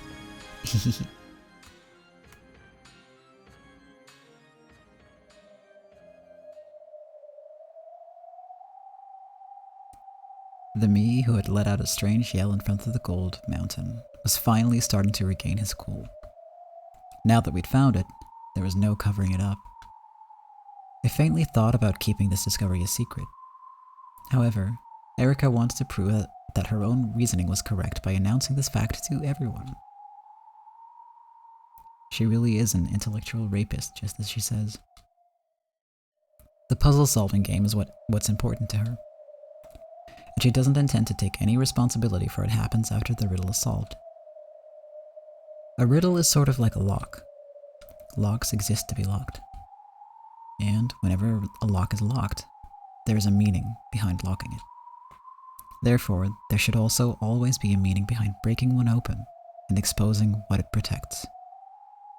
However, this girl has made the exposure itself her final goal, and she doesn't plan on taking responsibility for anything that happens later. Maybe the true storm to hit Rokkanjima isn't the typhoon, but her. She won't keep this discovery secret. She'll definitely announce it to brag about her success. And then, she'll call a real storm down upon this island. I won't be able to keep this covered up. And then in that case, there's nothing to do except announce this fact fairly. I can't imagine what will happen after that. As she grinned, Erica muttered to herself. She must have been predicting the uproar the relatives would soon bring about. To her, imagining that was much sweeter than 20 billion yen in gold. All it takes is the presence of that epitaph, and a deduction like this becomes trivial for Furudo Erika. Your thoughts, ladies and gentlemen?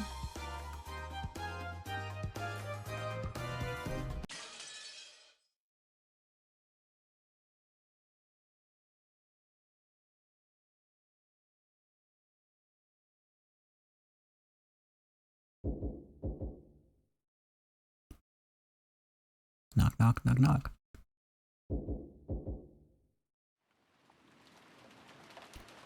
The sudden sound of someone banging fiercely on the door brought Natsuhi to her senses.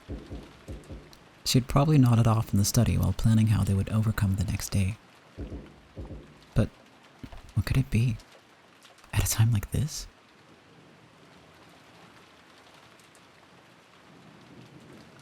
Oh yeah, Erica curtsies for sure.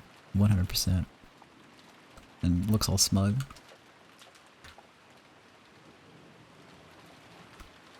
More importantly, the knock itself was strange. If someone had wanted to contact her, they could have just used the internal phone line. If she had told them that she would be here.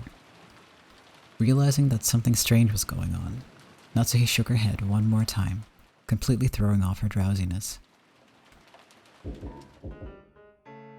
Father, it's Ava. I have something urgent and vital to talk to you about. It was Ava's voice. What is this? I thought I told him to lock the doors and windows of the mansion tightly after everyone left for the guest house. So why is Ava here?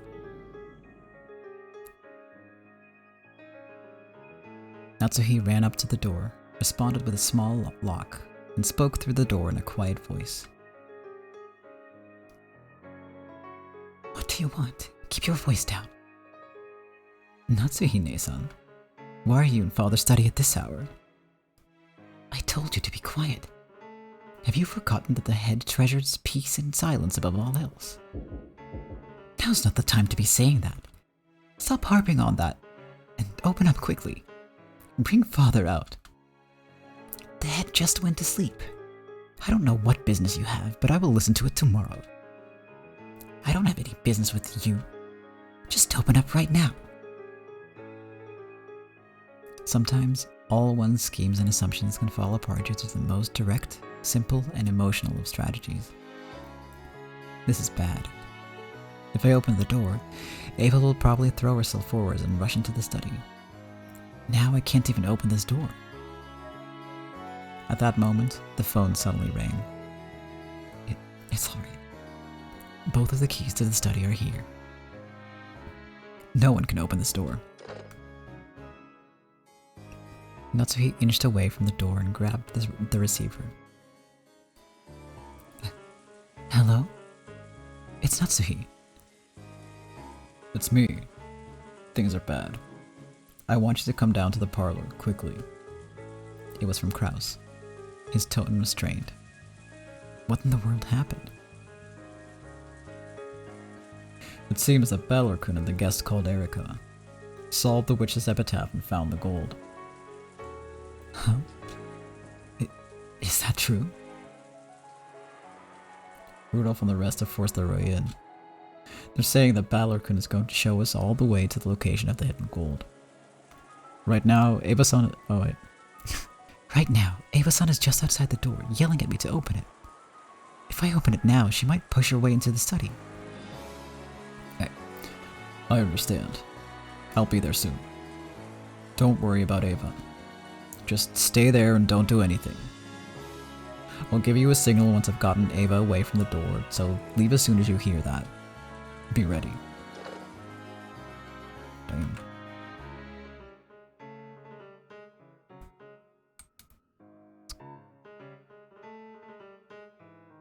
Excuse me while I save real quick.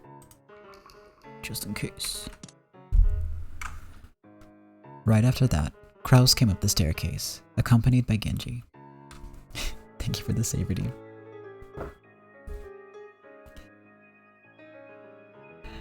A heated debate started between him and Eva. Open up! No, calm down. In the middle of that, there was a small knock as a signal. Kraus had skillfully pushed Eva away from the door and distracted her. During that gap, Natsuhi slipped out of the study and quickly shut the door.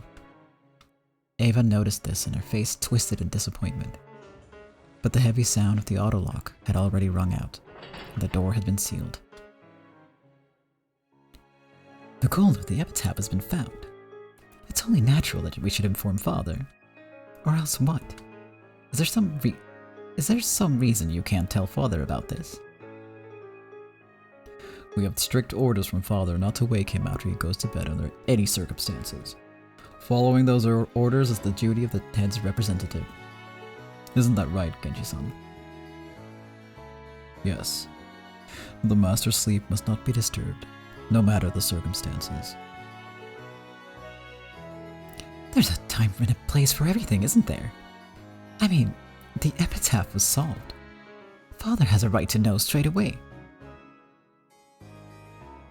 Of course, the two of us will report on everything to the head tomorrow. That's our duty as the head's representatives. I don't care about that. Just open this door. Let me see Father. Father, can you hear me?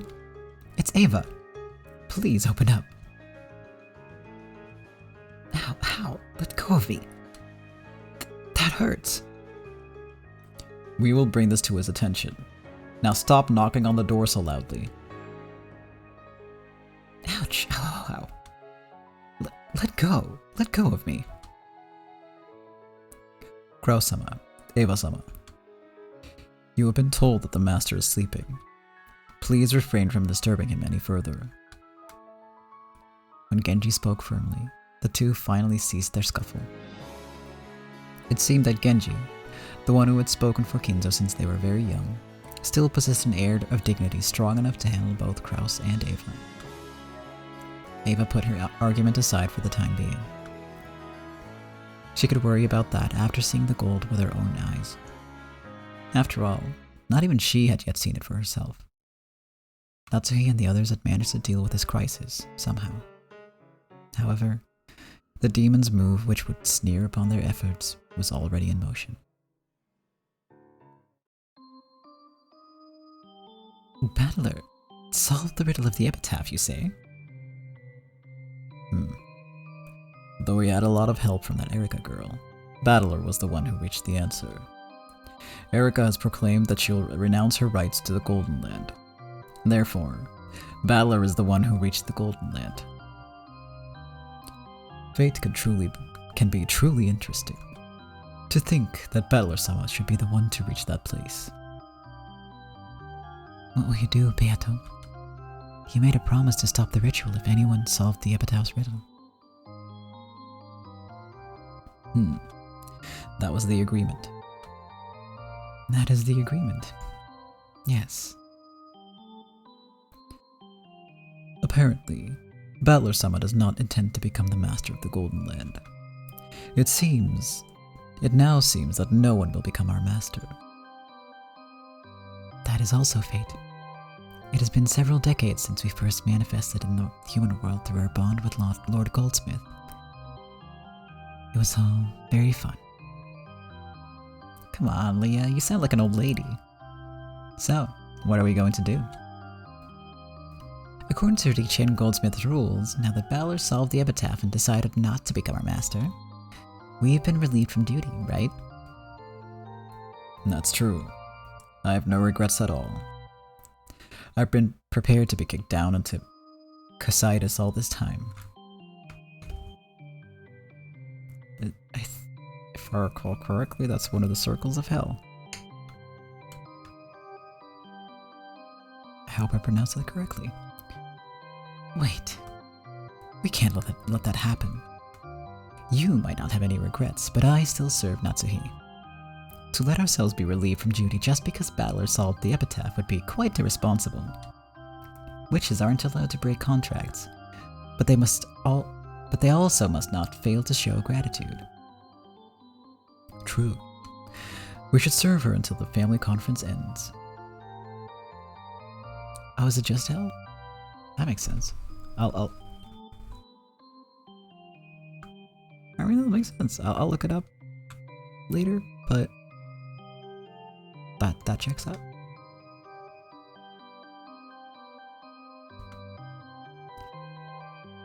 In that case, you won't be relieved from duty for a while either, Lord Goldsmith. Perhaps you should wait until you've overcome this family conference safely, said goodbye to Natsuhi-sama at the very least, and if possible, rewarded her for all her efforts. She has done well supporting my foolish son. Aren't you a fallen angel with one of its wings plucked off? Just leave the other wing as a parting gift and go. That is also fitting. Natsuhi might be worthy to bear my wing. However, we are approaching the critical moment. Your reward is waiting for you. Try and overcome this test safely, Natsuhi.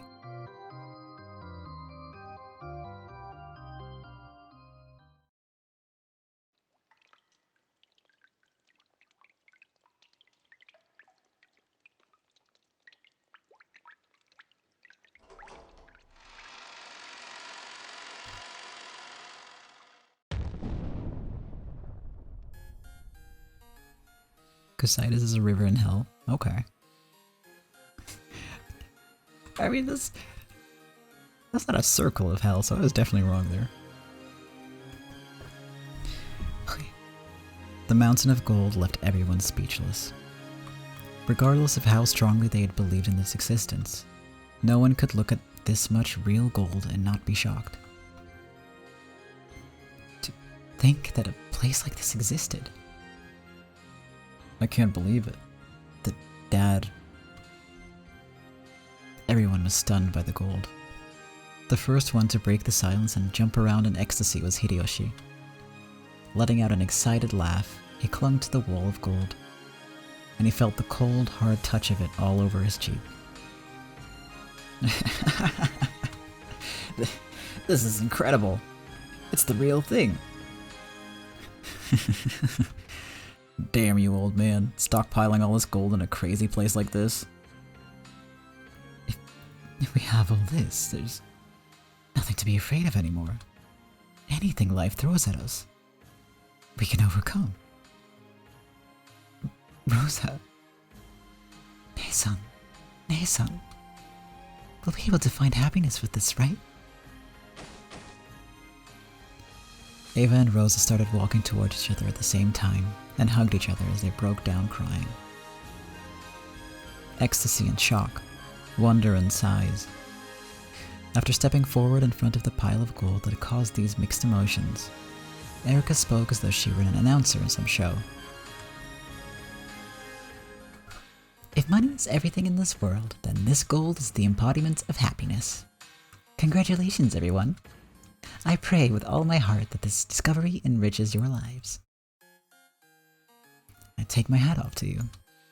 To think that you would solve the epitaph within a single day of coming to this island. If it wasn't solvable in a single day, then it wouldn't have been solvable no matter how many days I spent on it. After all, it doesn't take more than an instant for your little grey cells to give you a flash of intuition. Also, I wouldn't have been able to solve this riddle on my own. I asked you that you praise Battler-san's achievement as well, everyone.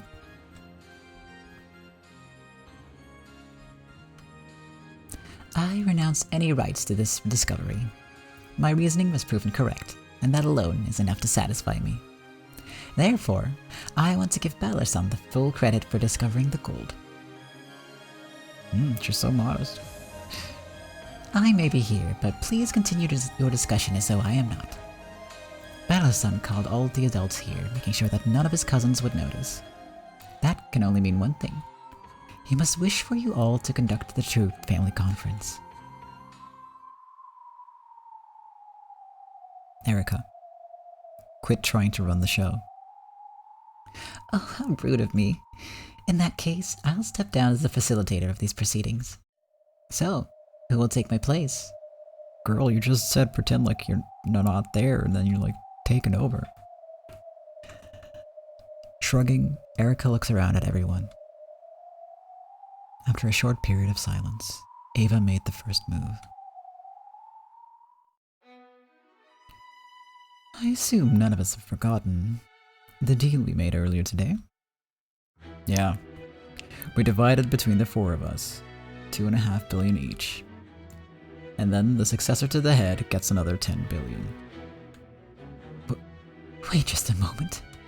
Who decided that the one who discovers the gold becomes the successor? Older horses, you're not getting away with that, Natsuki-san.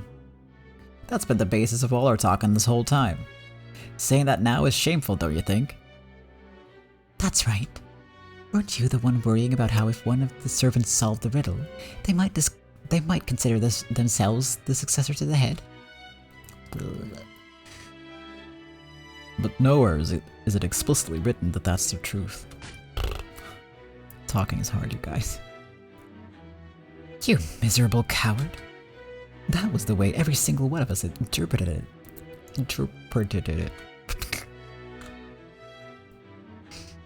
She's right, Aniki. Are you really going to do a 180 on that now? Though it was never written down, I believe it was most definitely common understanding between us. I don't see how you can say it's completely irrelevant. You can't just interpret the head's epitaph however you like. Where is it written that the one who finds the gold becomes the successor? The epitaph was decided upon by the head. You have no right to decide these things for yourselves. Calm down, Natsuki. How can I possibly calm down? I certainly find it very impressive that Battler-kun solved the epitaph. I do think it would be fair to him to receive some kind of a reward. However, saying that reward should be half of everything here is clearly over the line. And the argument that the discoverer automatically becomes the successor is one that I absolutely not permit to go unchallenged. That's low, Natsuhi-ne-san. This is completely different from what you were saying earlier today. I agree. It may not have been written down, but the fact that the guy who solved the epitaph becomes a successor has always been our greatest unwritten assumption. It's not exactly fair to start complaining about that at the last second, is it? Yeah, not fair at all. At any rate, this gold belongs to Father. We are not to decide how it will be split up without Father's permission. No way. That's real low, Natsuhi-san. We were talking about this on and on earlier. Are you saying that whole conversation was a bunch of bull? That's just not right. Why don't we just vote on it? Battler-kun, the one who found the vote, the one who found the gold, is the successor to the head. My husband and I have no objections. What about you, Rudolph and Kiria-san? Rosa? No objections here. Nice going, Battler. I have no objections either. Battler-kun is the true successor, chosen by the epitaph. If you aren't satisfied, then why don't we just ask Father directly? That's right. Like you just said, Natsuhime-san, Father is the one who wrote the riddle of the epitaph. And he's also the proper owner of this gold. In that case, we should raise the matter with him, wouldn't you say? What kind of treatment should Battler-kun receive as the person who discovered the gold? I believe Father is the only one with the right to determine that. But... I told you to calm down. Rosa and Kiria-san are right. Let's ask Father. It's time for you two to step aside. Darn right. Bring Father down to us. We won't get anywhere with just you two. Let's get the real family conference started. You think this looks like something you can put off because he's tired? We don't do this properly and we'll have a massive problem on our hands. Hey, you listening to me? I'm saying we're through with you two. Get off your asses and bring Father down right now. Damn, Hideyoshi. Are family conferences always like this? How the hell do I know? They're probably always feeling like this on the inside. Looks like they won't be able to get this figured out right now without Kinzo-san. To think he's still being called out to settle his children's fights even though he's been told he only has a short while to live. I wonder how he feels right about now. Imagining that... No, deducing that will be a treat. The parents ignored Battler and Erika and kept yelling at each other, on and on. Even though Battler had more or less imagined that this sort of thing happened behind the scenes, this was the first time he had seen it. He had suspected it since 6 years ago, and he'd been able to get a pretty good idea of what this was like by the darkening expressions on his parents' faces when this time of year drew near. However, this argument his relatives were having before his very eyes was much more ugly than he had imagined. He was very glad that he called the adults out here without letting the cousins catch wind of anything.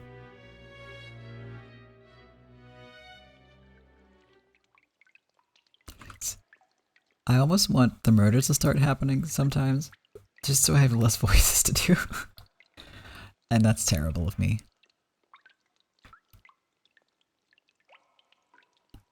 Perhaps because everyone was tired out from this seemingly endless argument, they took a short break. It was decided that this family conference inside the Golden Land should be moved over to the mansion. This place may have been gorgeous, like a VIP room, but there was no ventilation and it was a little cold. It wasn't well suited for a long conversation. They thought of the possibility that someone might carry the gold away while their backs were turned. But it wasn't as if anyone could manage much with just human hands and a small amount of time when they had 10 tons of gold to deal with. In fact, it even seemed as though having this mountain of gold in the background was robbing them of the ability to make sound decisions. So they agreed to return to the mansion, in part so that they could regain their composure and continue the conference more ruthlessly.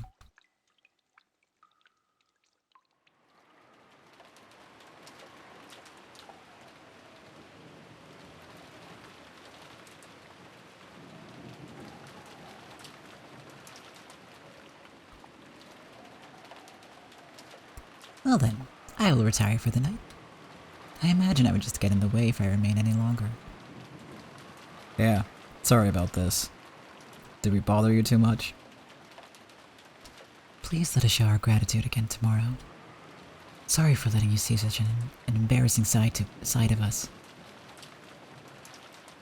I know you said you were turning it down, but we'll still prepare a fitting share out of gratitude for you as one of the first to discover the gold. Right, Nisan? We know what you're capable of. I think you can grasp our current circumstances.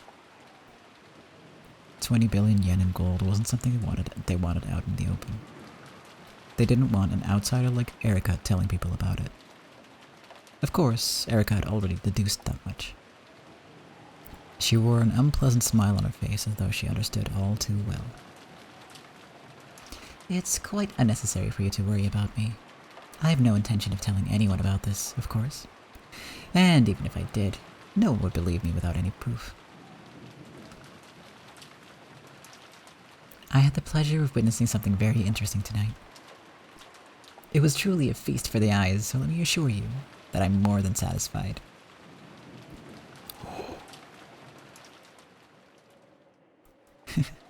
I see.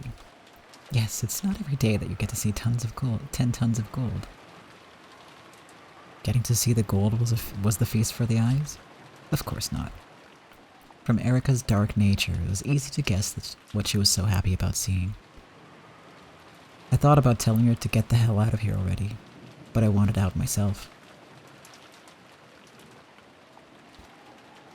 I tried to head back to the guest house along with Erica. However, Kiryu-san grabbed my shoulder. Not you as well, Battler-kun. You come with us, please. Darn right. You're a real successor to the head now. You've got to go see Father and make it all official. Father is the only one who gets to decide that. Don't make things up on your own. Battler. I know it's a pain, but you're gonna have to stick around with us for a little while longer. Don't say a word. Just stay quiet and keep your head down. Got it?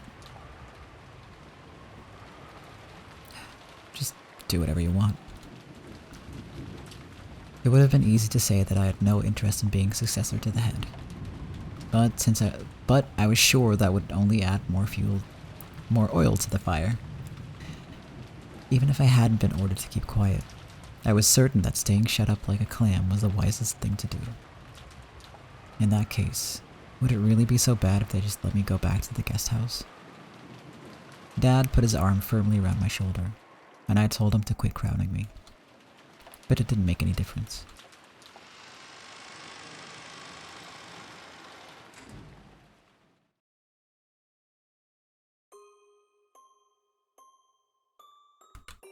And that's where we're gonna quit for tonight. Sadly.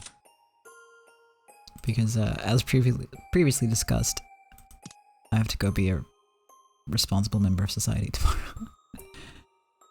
Hold on, let me just double check. Fun fact, the BP in the song title stands for baby piano, which I think is just a great set of words.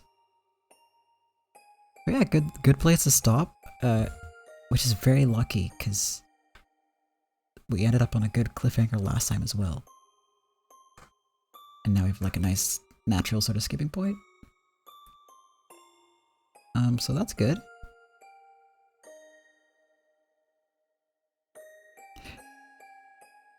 Oh, I'm literally right where you left off. Great. Then no spoilers, that's perfect. Also, if it were you, you'd call the bank and have them send vehicles to box it up for me. Yeah. But the phone lines are out. And you can't call a bank if you can't call anyone. But I imagine that if they were to try to get the gold off the island, that's kind of what they would do. It's entirely possible that they might keep it secret, actually, because like, there's no way you can hide moving that much gold around.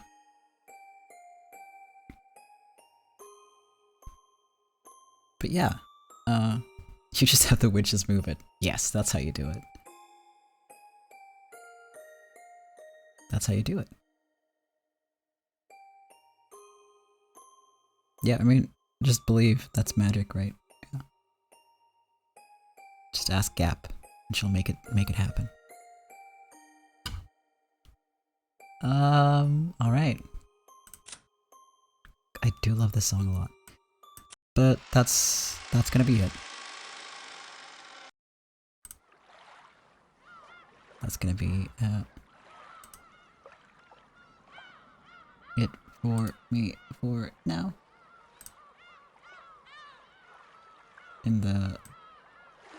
Just real quick, Look at this sad boy. He couldn't be here today because of technical issues, and fingers crossed I actually find the solution to that, but hopefully he'll be back next week. Uh-oh. I'm just gonna skip this. He crying. But you know. He'll be back, and I'll be back next week. And then we're gonna find out what happens to the family now that, you know, the epitaph has been solved. And Valor might become the head of the family. I can't wait to figure out what happens. I mean, I kind of already know, but I can't wait to share it with you.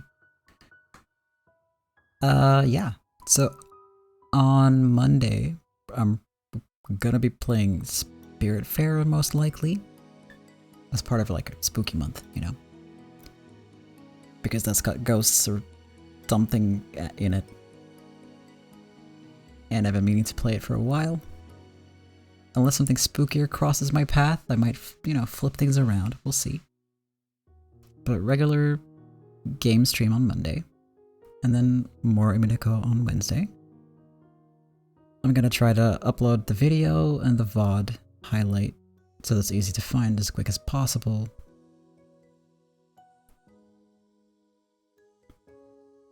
Yeah, there's a boat and a pirate-looking character, and there's animals, and it looks wholesome, but like in a not spooky way, but like kind of slightly dark way, which fits with our whole theme that we have going on here. You know, I'm embracing it.